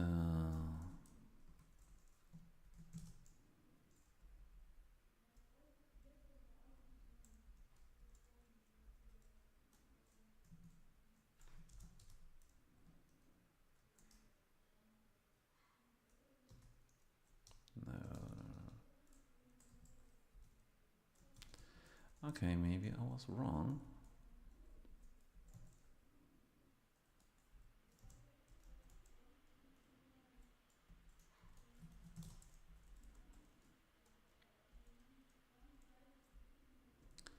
The app was Was it the app handle or is it the app? The app handle. Dot shell. No, not this one. Shell. Dot sidecar.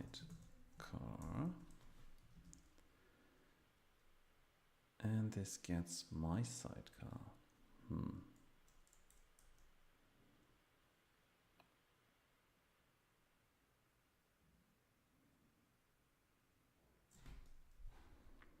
I'm not sure if I like this one.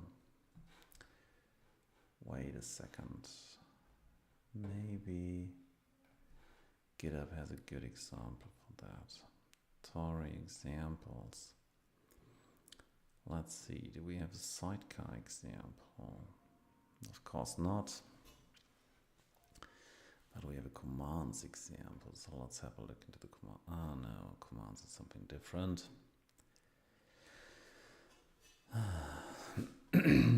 So, is there anything else we can do here?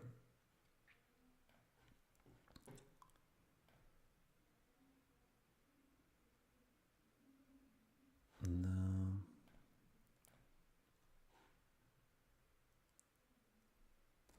Oh, maybe it's not in the Tauri apps, maybe it's in the plugins.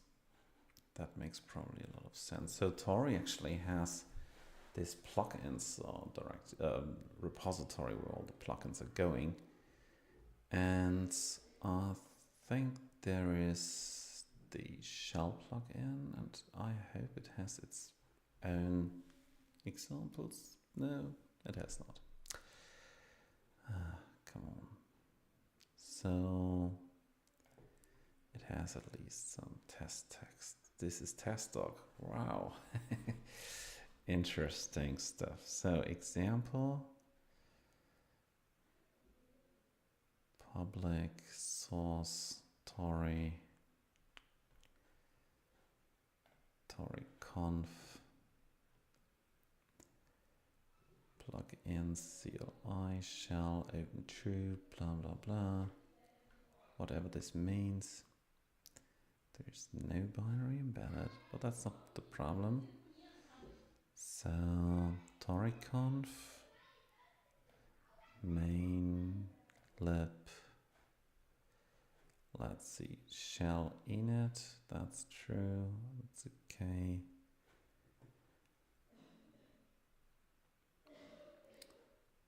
Standard thread spawn HTTP server. Interesting. For whatever reason, it is spawning up an HTTP server here. On page load.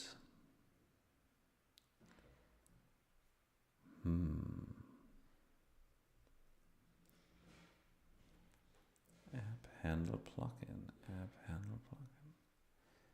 So it looks like some things are done here on the builder. Then there's a setup being called, and for the setup there's the app handle, and you can do several things here. So I think this is actually what they mean, I hope. So let's just remove this one here.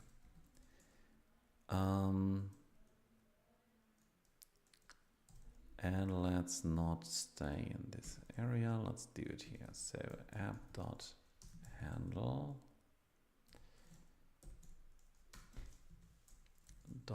.shell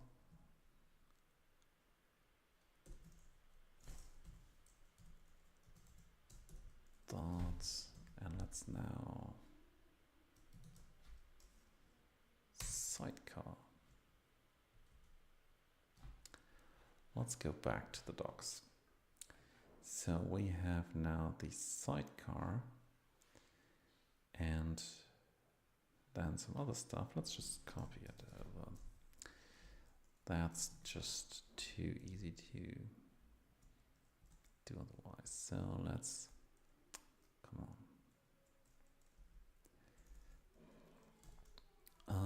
But we need the handle. That's at least what the docs say. And I think there's the command that we are missing right now.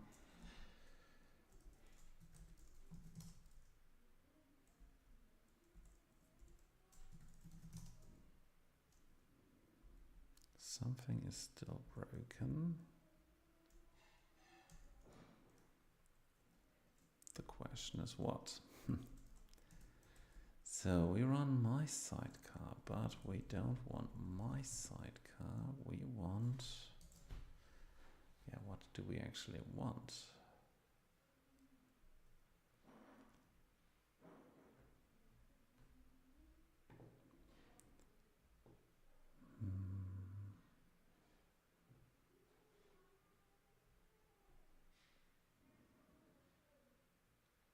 So from the app handler, we can call this app shell sidecar unwrap. It's also fine. So we have the sidecar command, we spawn it. Then we have an async runtime where we read the std out and std in. Yeah, not sure if I want to do that. Let's get rid of std out and std in here. Ah, wait, here's the stuff I wanted to know. Sidecar function expects just the file name, not the whole path configured in the external bin array. Oh.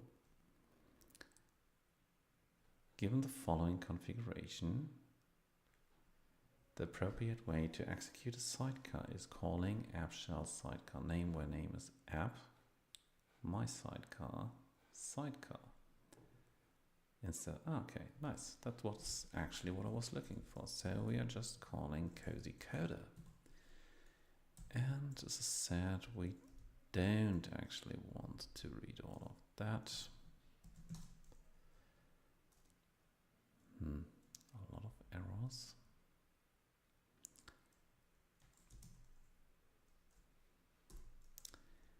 Display hands. I don't want them. They are annoying right now. So the command has been removed. Unused variable rx.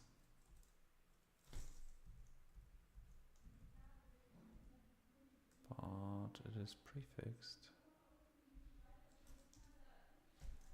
No, it's not. Huh? Okay, now it goes. So now we have the cozy coder being called. So let's try to cargo Tauri. No, wait, wrong window. So wrong pane actually. So cargo Tauri dev. So right now we have already built the binary, and we want now to check if the binary is working. So what we do right now is we run the binary. So usually what we would do is in release we would not run the binary, but in non-release we will. And now it is waiting and waiting and waiting. So now we have to figure out if we can provide the sidecar anything. Passing arguments. That's not exactly what I was looking into.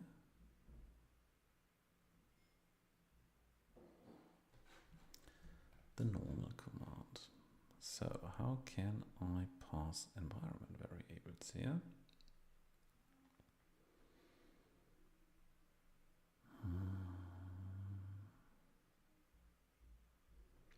Env. Command new env. Nice. So I can basically do it the same way. You can pass arguments to sidecar commands just like you would with normal command. Arguments can either be static or dynamic, e.g. file path or localhost and some port. You define the arguments in the exact order in which you'd call them. Static arguments are defined as is with regular expression. Okay. This is in the permissions. So then in Rust you can say sidecar and then args. Okay, so you can just say sidecar and then dot env. And with env I can just add an environment variable, okay? So I can just say database, and the database can just, I can also use envs, so that's even better, isn't it?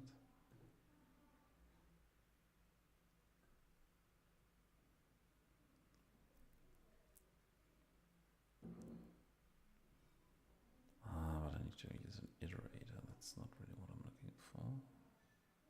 Am I? Filtered env, no. I don't want to do the filtered env. Env is okay. I can call it multiple times actually, that's fine. So the question is,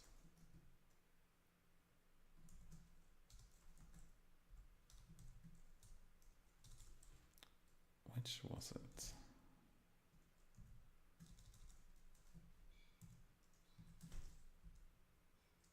Here we go. So we have database path actually, that's nice.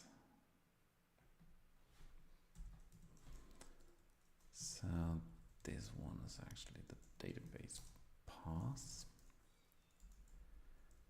So then we had the actual path, which is the cozy coder DB.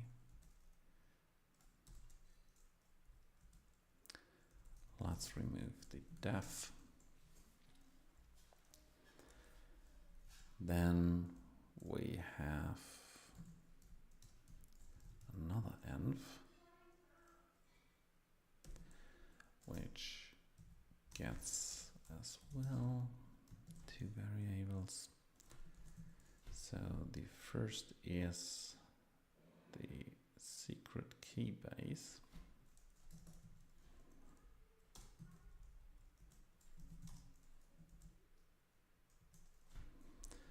With a wonderful, nice secret key base that we generated earlier. It doesn't matter, it's just for testing here.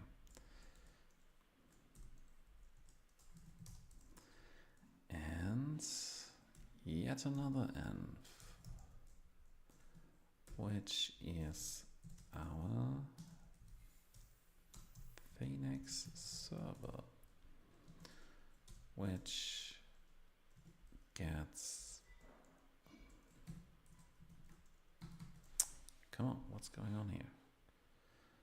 Phoenix server.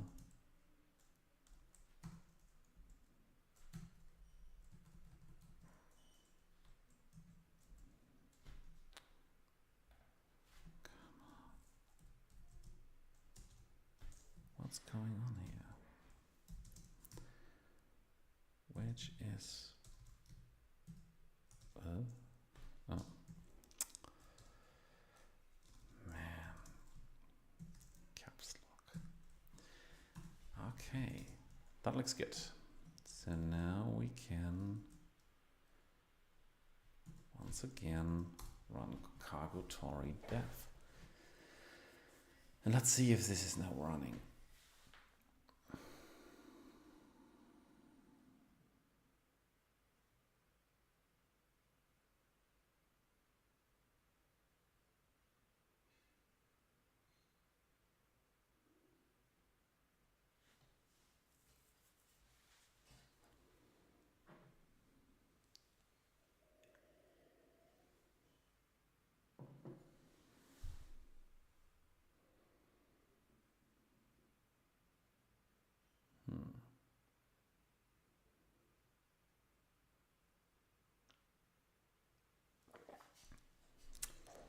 Oh no, oh no.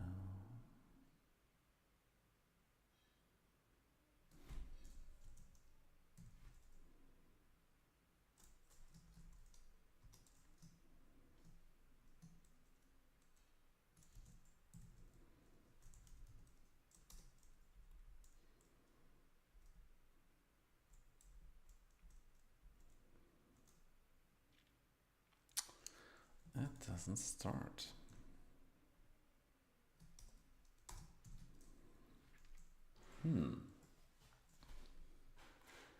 That's unfortunate.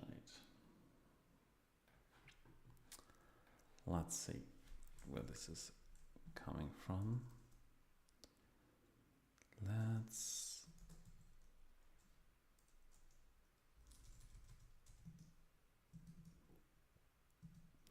Let's run the command ourselves.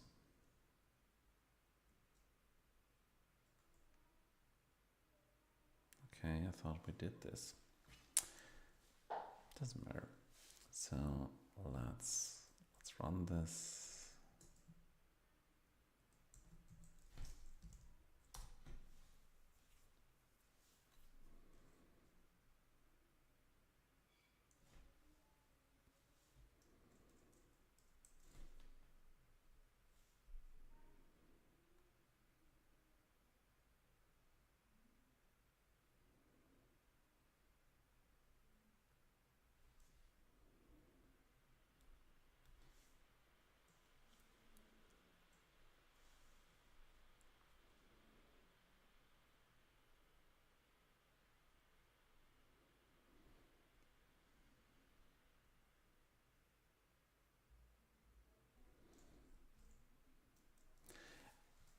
It makes somehow sense now, because it is complaining about my front-end dev server that should start on localhost 4000. So it looks a lot like the Tauri application doesn't really start before the dev server isn't ready.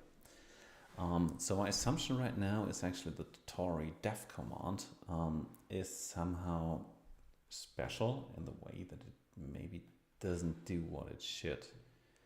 So now we started the application. So the good thing is actually this is the binary application that we have built before that is running on port 4000 that we actually want to run as a sidecar, but it didn't work. But actually it works and it's now embedded here. Sadly, it is a dev server right now. So I am not 100% sure how this would actually work. Let's see how we can actually make this work. So let's say the front end, so the dev URL is localhost 4000, but let's make the front end dist localhost 4000 as well. And now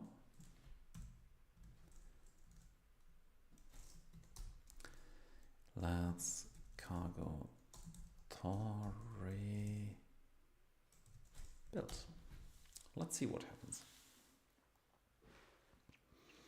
Because in theory, this should now build a release, bundle the cozy coder binary, which is roughly 20 MB,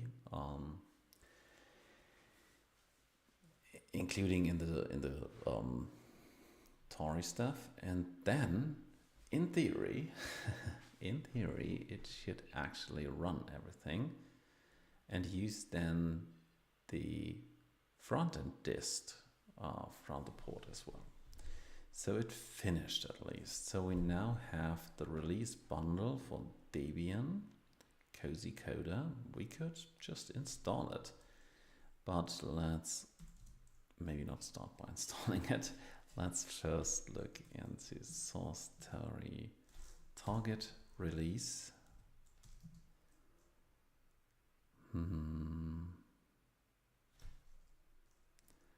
Target release Cozy Coder, what's in it? redo out, assets, config,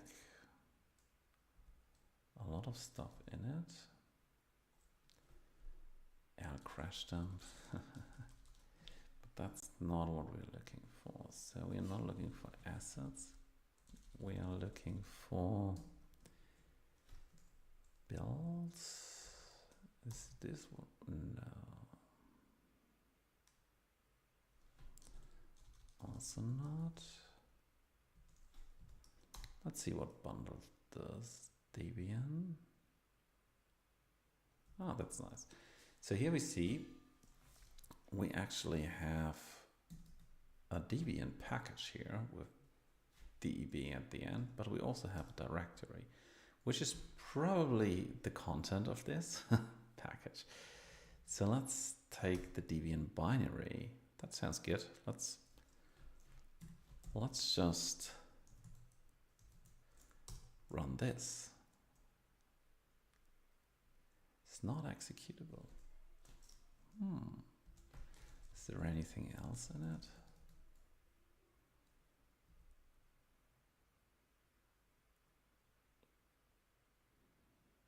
Data control.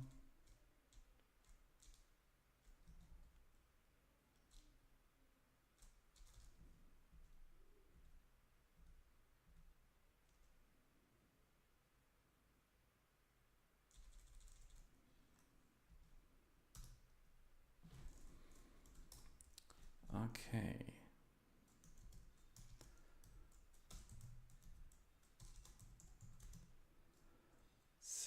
chmod plus x Debian binary. Now it is. Permission denied. What?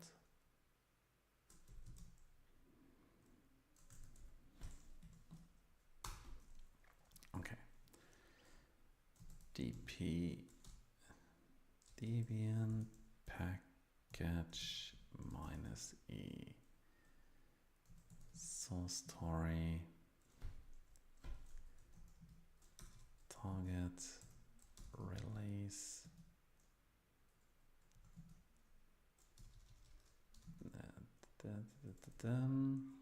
cozy coder.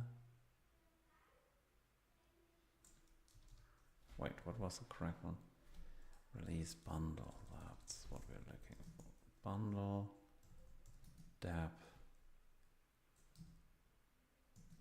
cozy coder dap. Super user privilege, yeah, blah, blah. Let's do that.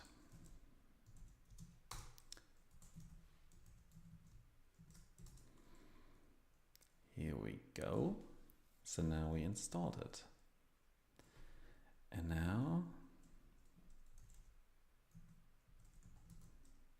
we should be able to run cozy coder. But it doesn't work, oh no. Database path is missing, but we provided it. Okay. That's unfortunate. So at least cozy coder starts. Although I'm not 100% sure if this is really the right one. Which cozy coder? User bin cozy coder. Okay, that's the right one. Let's also see how.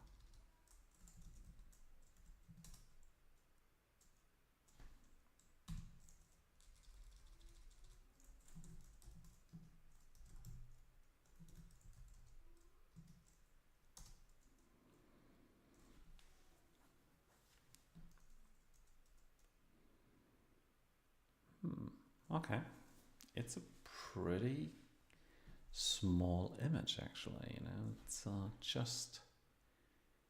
it's even smaller than, well, it's around 19 MB, so it is not much bigger than just the Erlang application or the Elixir application actually. So basically the Elixir application plus a little bit of tiny native binary around that. That's actually pretty cool. 20 MB is definitely nice and small. But we have an error here.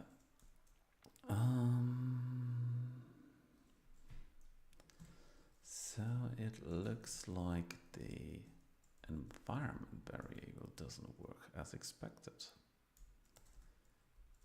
Cozy database path is missing. Why?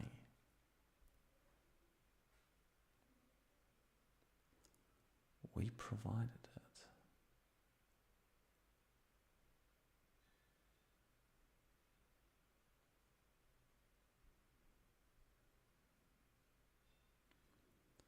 Why is it missing?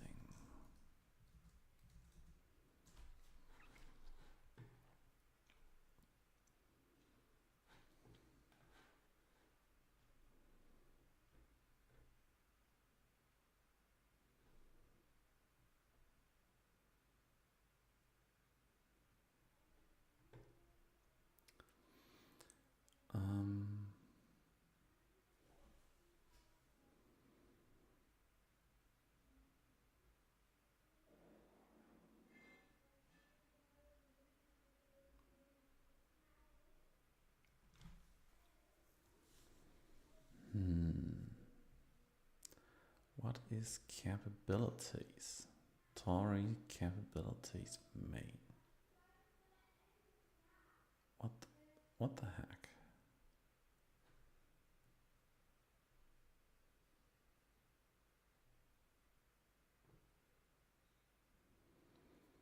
I need to specify that first. In the capabilities.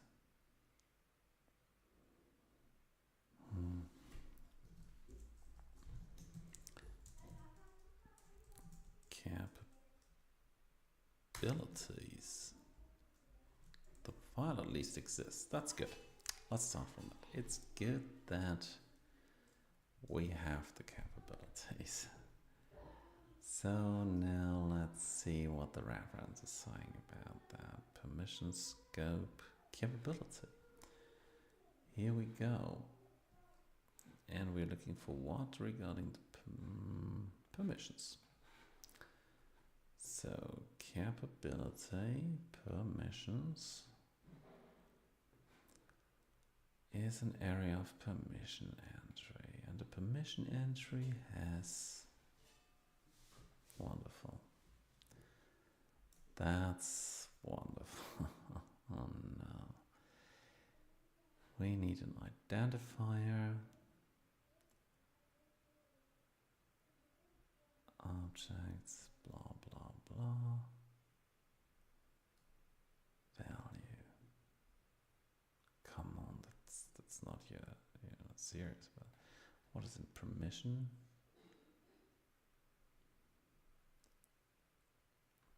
Allow or denied commands. Description, platform version commands, allow, deny number scopes, target value.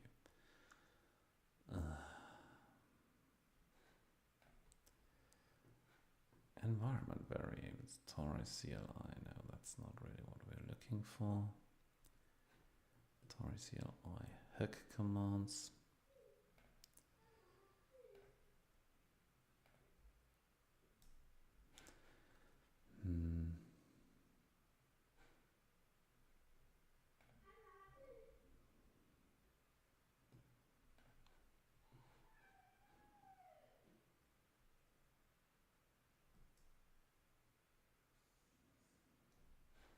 Well, we have an identifier, shall allow execute.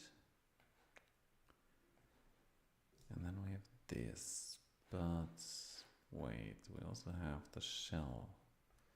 So permissions is also defined here. Shall allow execute. This is allowed.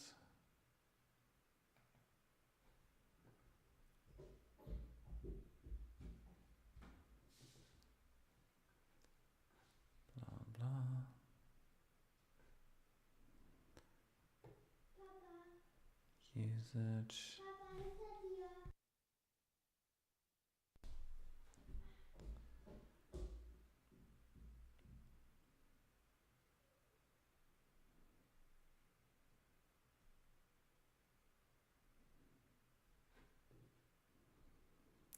Okay, let's just add this array.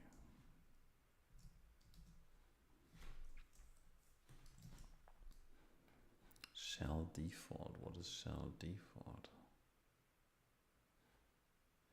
There is no shell default. Shell now execute is here.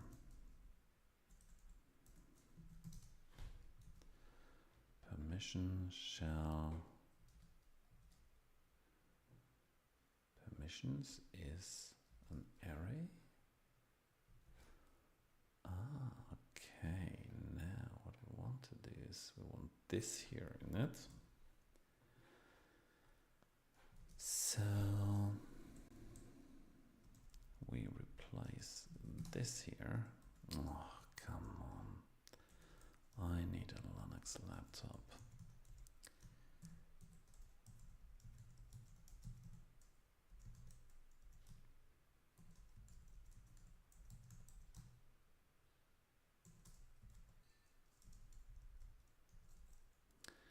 So this is true.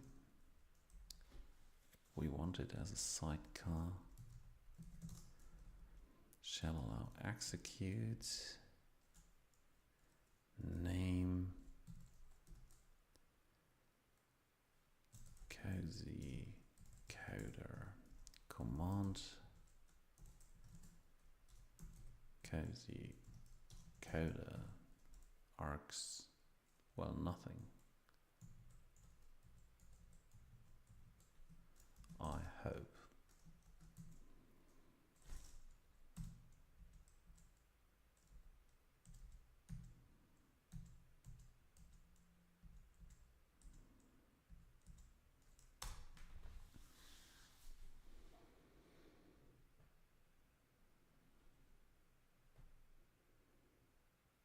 Oh wait, this is also broken.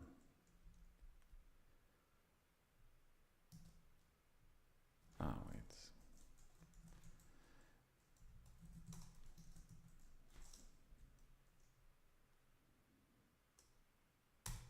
Yeah. Failed to pass JSON. Makes sense.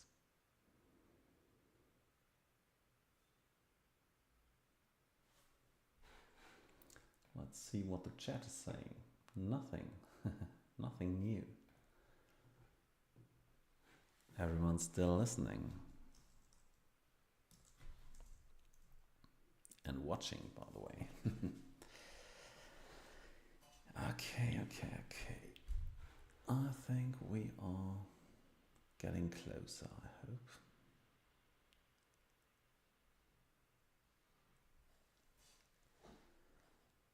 Getting closer and closer.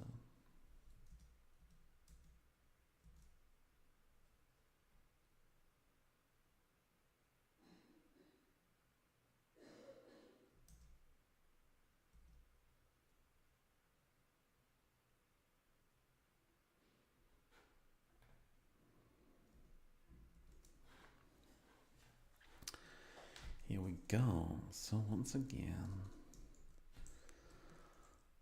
let's install. And let's run Cozy Coder. It crashed again. The database path is missing. Okay, let's once again check actually what the Tauri stuff did here. So how did they fix it? In the example, there is the Tauri conf JSON. So there's just an allow list. Well, running it as a sidecar makes sense. This changed a little bit with version 2, but let's see how this is actually running the application. So start the server and check that the server is started.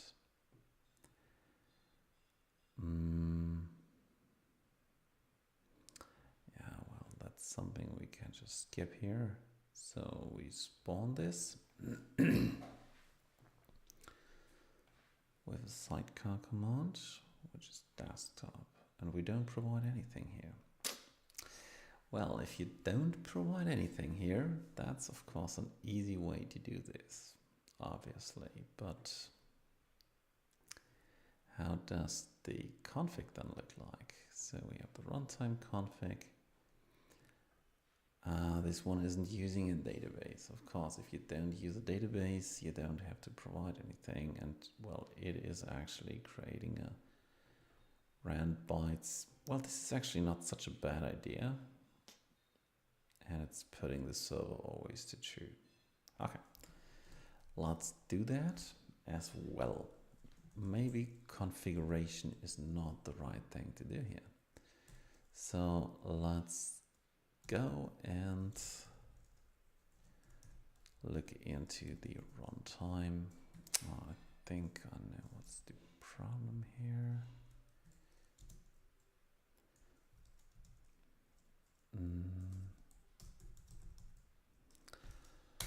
Runtime config. So first of all, we want to set this always to true.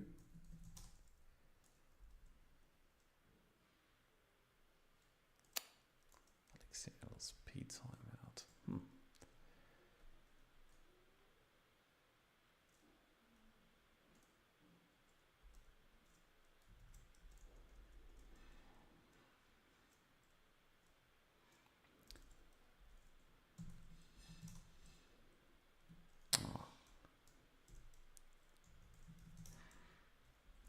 Okay, this makes a lot of sense.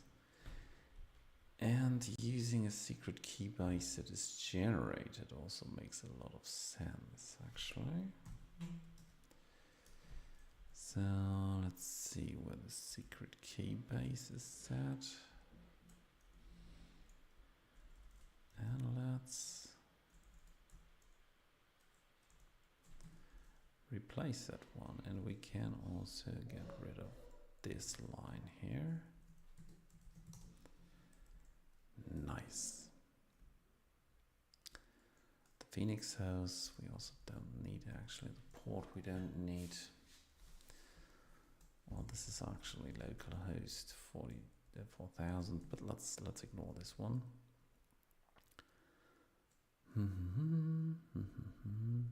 We should actually bind this to we should actually bind this to localhost, but we can do this later. And now the only thing that is missing is actually the database path. So let's assume we are passing the database path in somehow. But however we do that, right now it can just be cozy coder.db in whatever directory we are living. So we don't need this. So now we have to go the whole way. Mix Phoenix digest, mix env prod mix release. Yes, that exists. Oh, wait. rm burrito out. Run the mix release.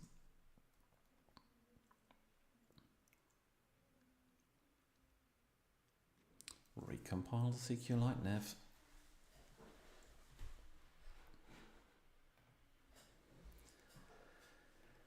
I feel that we are very close, basically. We are very, very close, I guess. If everything works out, this might be the right one now.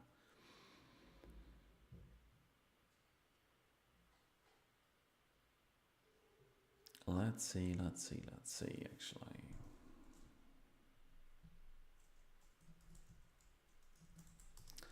Let's, by the way, see what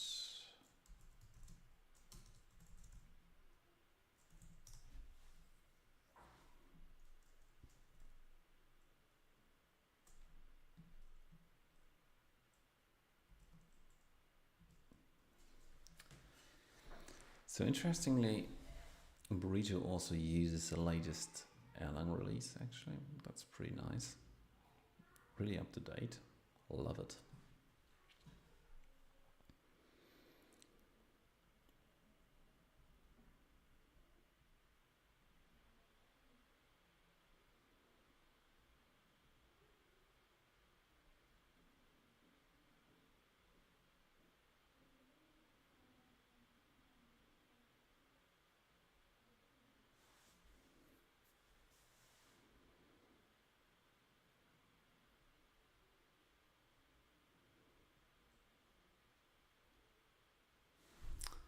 Here we go. Oh. Here we go. So we wrapped it up in a burrito, and now we can actually not really CP this stuff, but actually want to, no. We want to move it. That's much better. So now let's look at the burrito. We have fixed it. Cargo Tauri belt.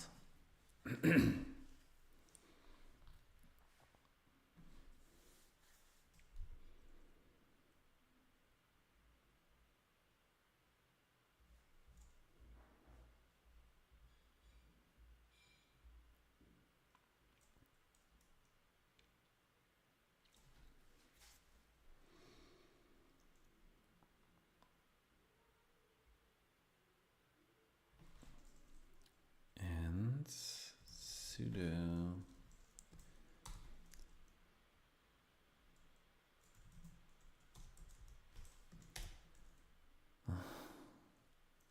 not really. Set package something. Ah, wait, let's maybe it is a bad idea to do it like that. Let's sudo dpkg -help. How can I actually uninstall a package?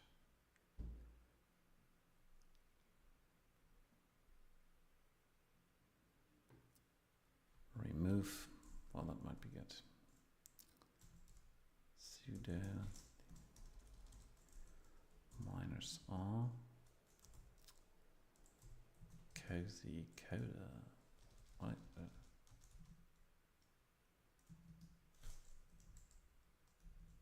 Interesting. Why is the package named like that?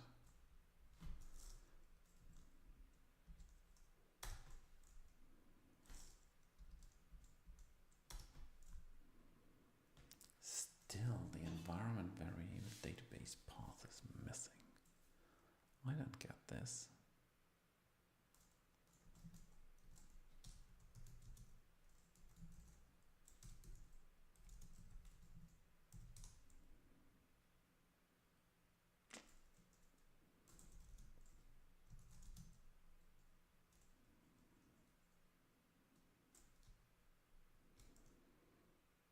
We removed this.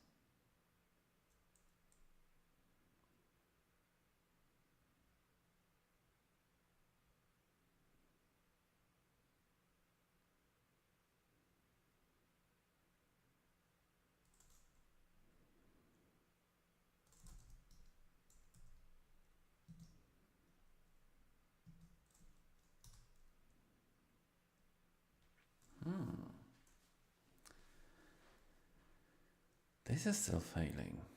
Why?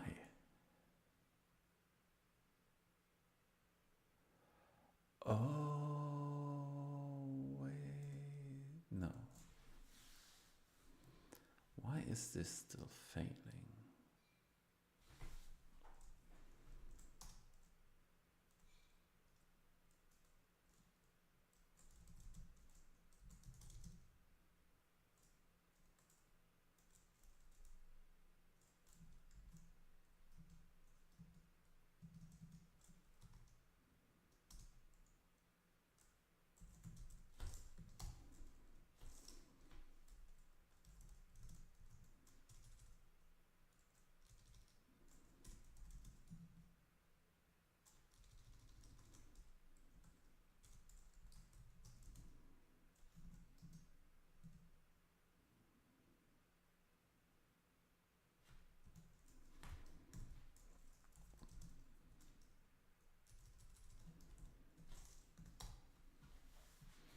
let's build another mix release.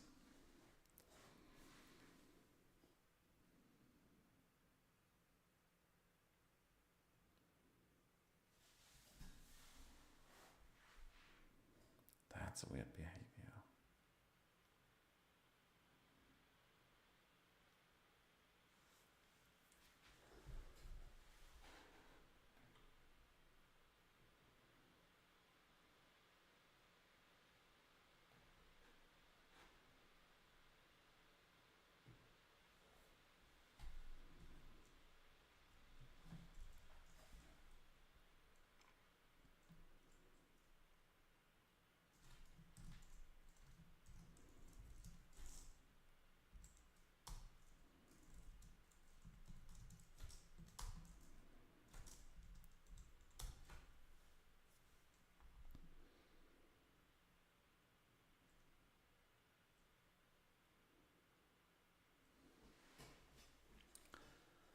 I'm really looking forward when this is working. Would be very cool if we get this working today.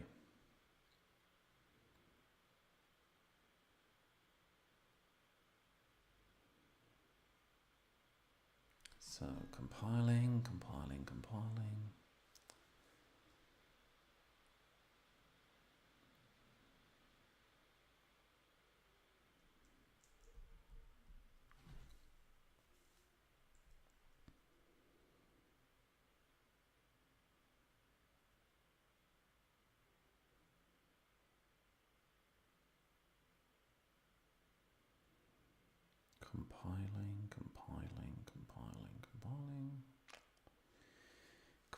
good old SQLite.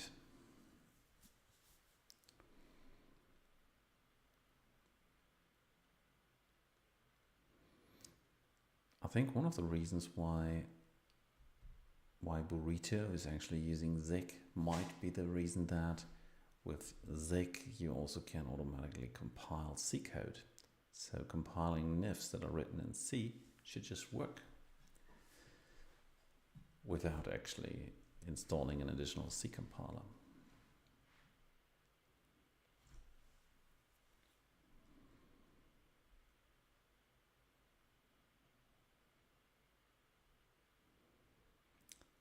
Zig is building an lexicon binary. That's nice.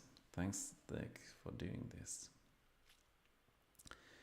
Generating and compressing the release payload, false packed, bam, LLVM emitted object. Very nice. Here we go. Burrito out. Cozy code Linux. Bam. It crashed again. I don't get it. Inline 26. What the hell is this? Inline 26, there's nothing to crash. Man. Where is this cached?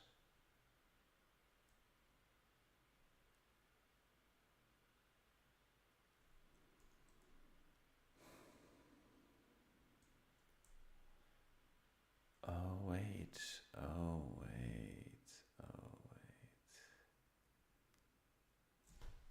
Here we go. There is a local cache here. Oh wait.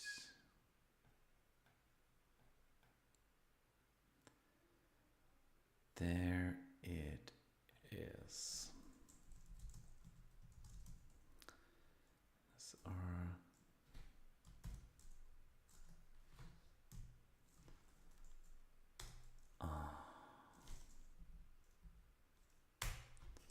once again. Right.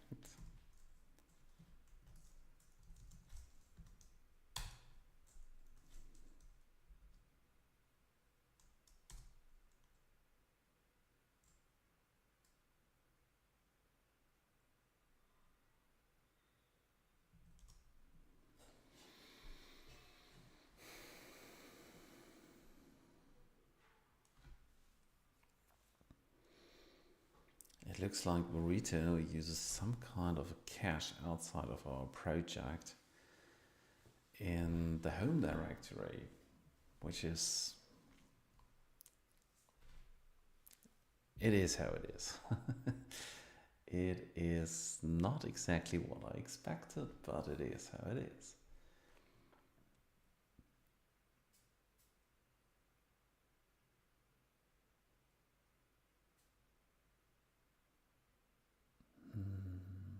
Let it compile, let it kick actually.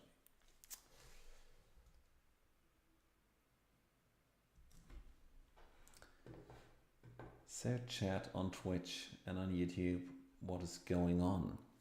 Are you still here? What are you building right now? What are you doing right now?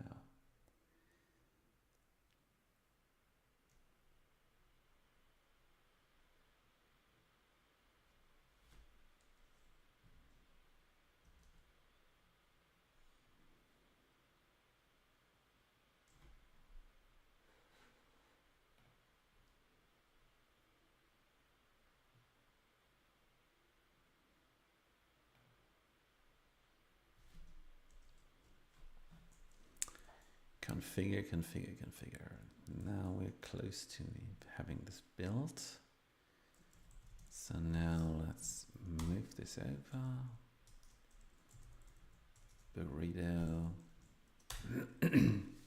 Let's run this. And here we go. Database is locked. Really? Wait.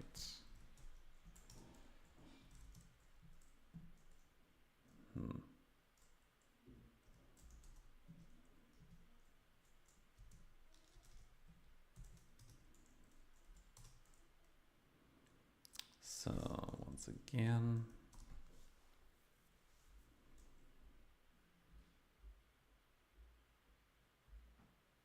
looks like it's working. Let's give it a try. Localhost 4000. It works. Nice. So now we have a working version. That's great. So now we can run again. Tauri build. Let's run Tauri build and let's see if this is now working.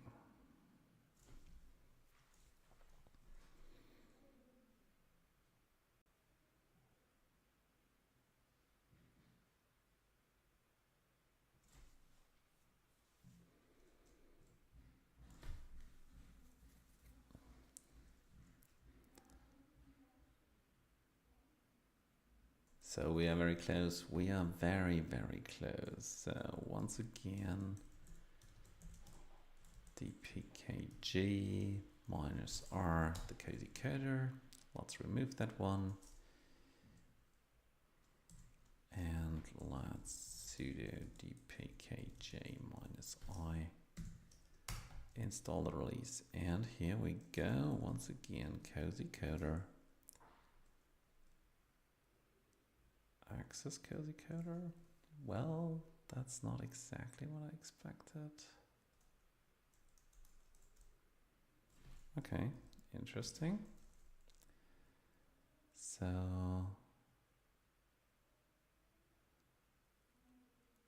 I didn't actually expect this to be there.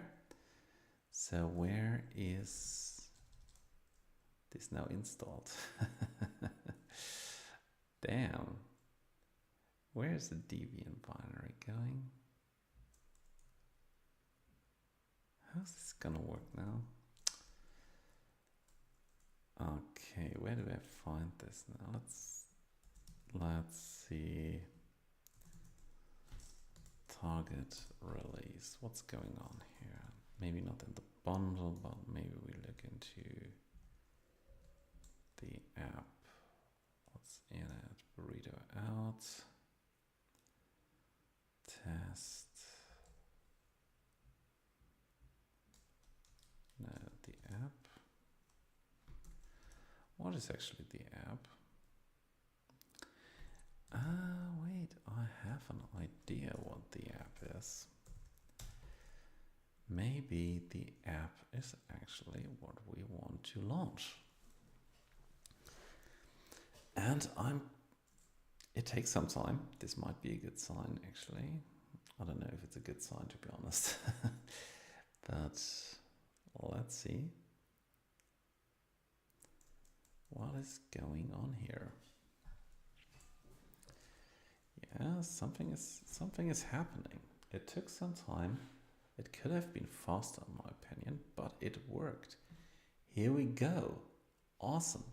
We are no longer running anything like that, you know? So this is all from the application. So we launched the application.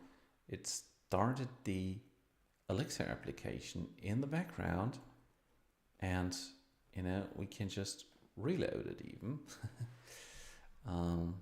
Okay. Now I'm here and I have no clue how to go back. So it is a web application, let's be honest.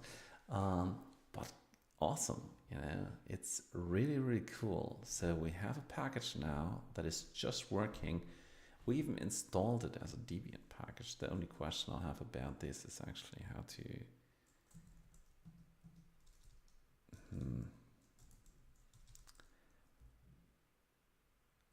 I should actually learn how the Debian package is looking like. So, bundle Debian, what's in it? We have the cozy code stuff in it. So we have a control tar, a Debian, and we have data. Data, that's nice. So, what's going on here?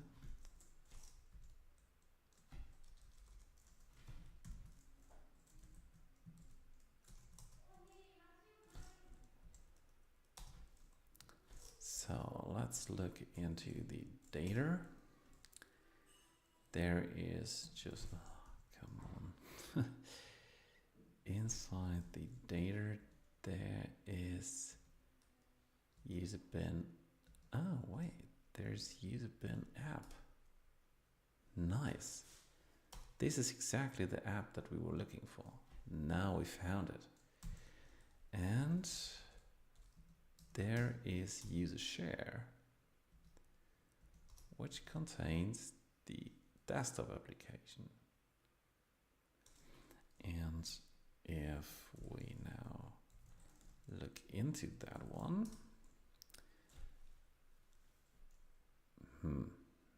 app, that's it. So this one executes the app. There's a command that's called the Tauri app. That's not really what I was looking for, but that's okay. So now, and within it is also the cozy coder, which is cool. The only thing I wonder about is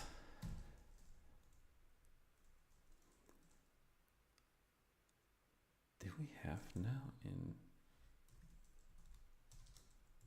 user bin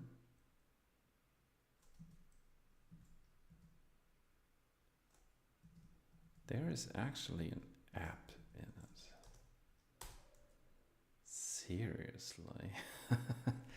Oh my god. I don't hope that this is correct. Let's see.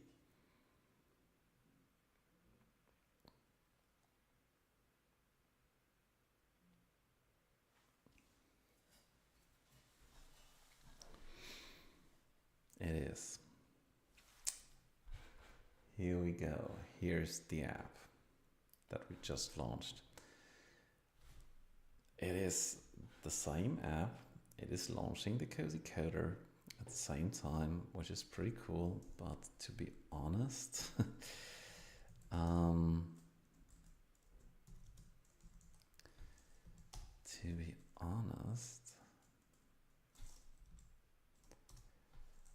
and now the command is gone. So actually we removed the package again.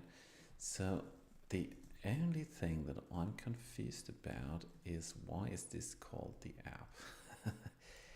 It doesn't make much sense to me, to be honest. I think it is a very, very bad naming. But there might be reasons. So I think it's just a Tauri configuration problem.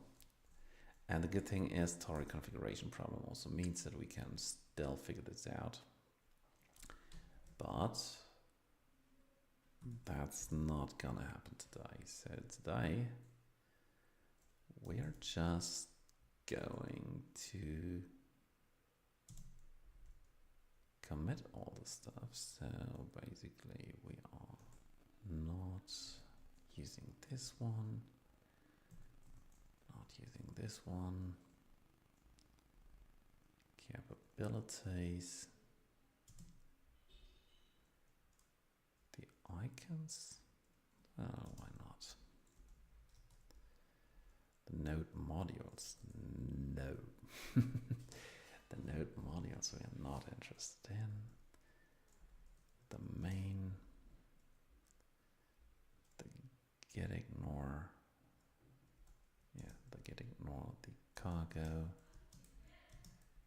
the builder as, no, no, yes. We added zig to it. We added the release to it. We added burrito, yes. And we committed. Set up Tauri and with burrito. Woohoo! So let's push that one to GitHub. Here we go, we are done. That's it for today. It was a very, very nice stream. We got something very cool running actually. Really, really amazing stuff. So if you are still here, it was nice to have you. Nice to see you next time. We'll continue from there and do some nice fine tuning here and there, probably make this run very smoothly, especially also the Tauri Elixir integration. I got some ideas how we can go on from here, from the technical side. So let's see. And until then, build something cool.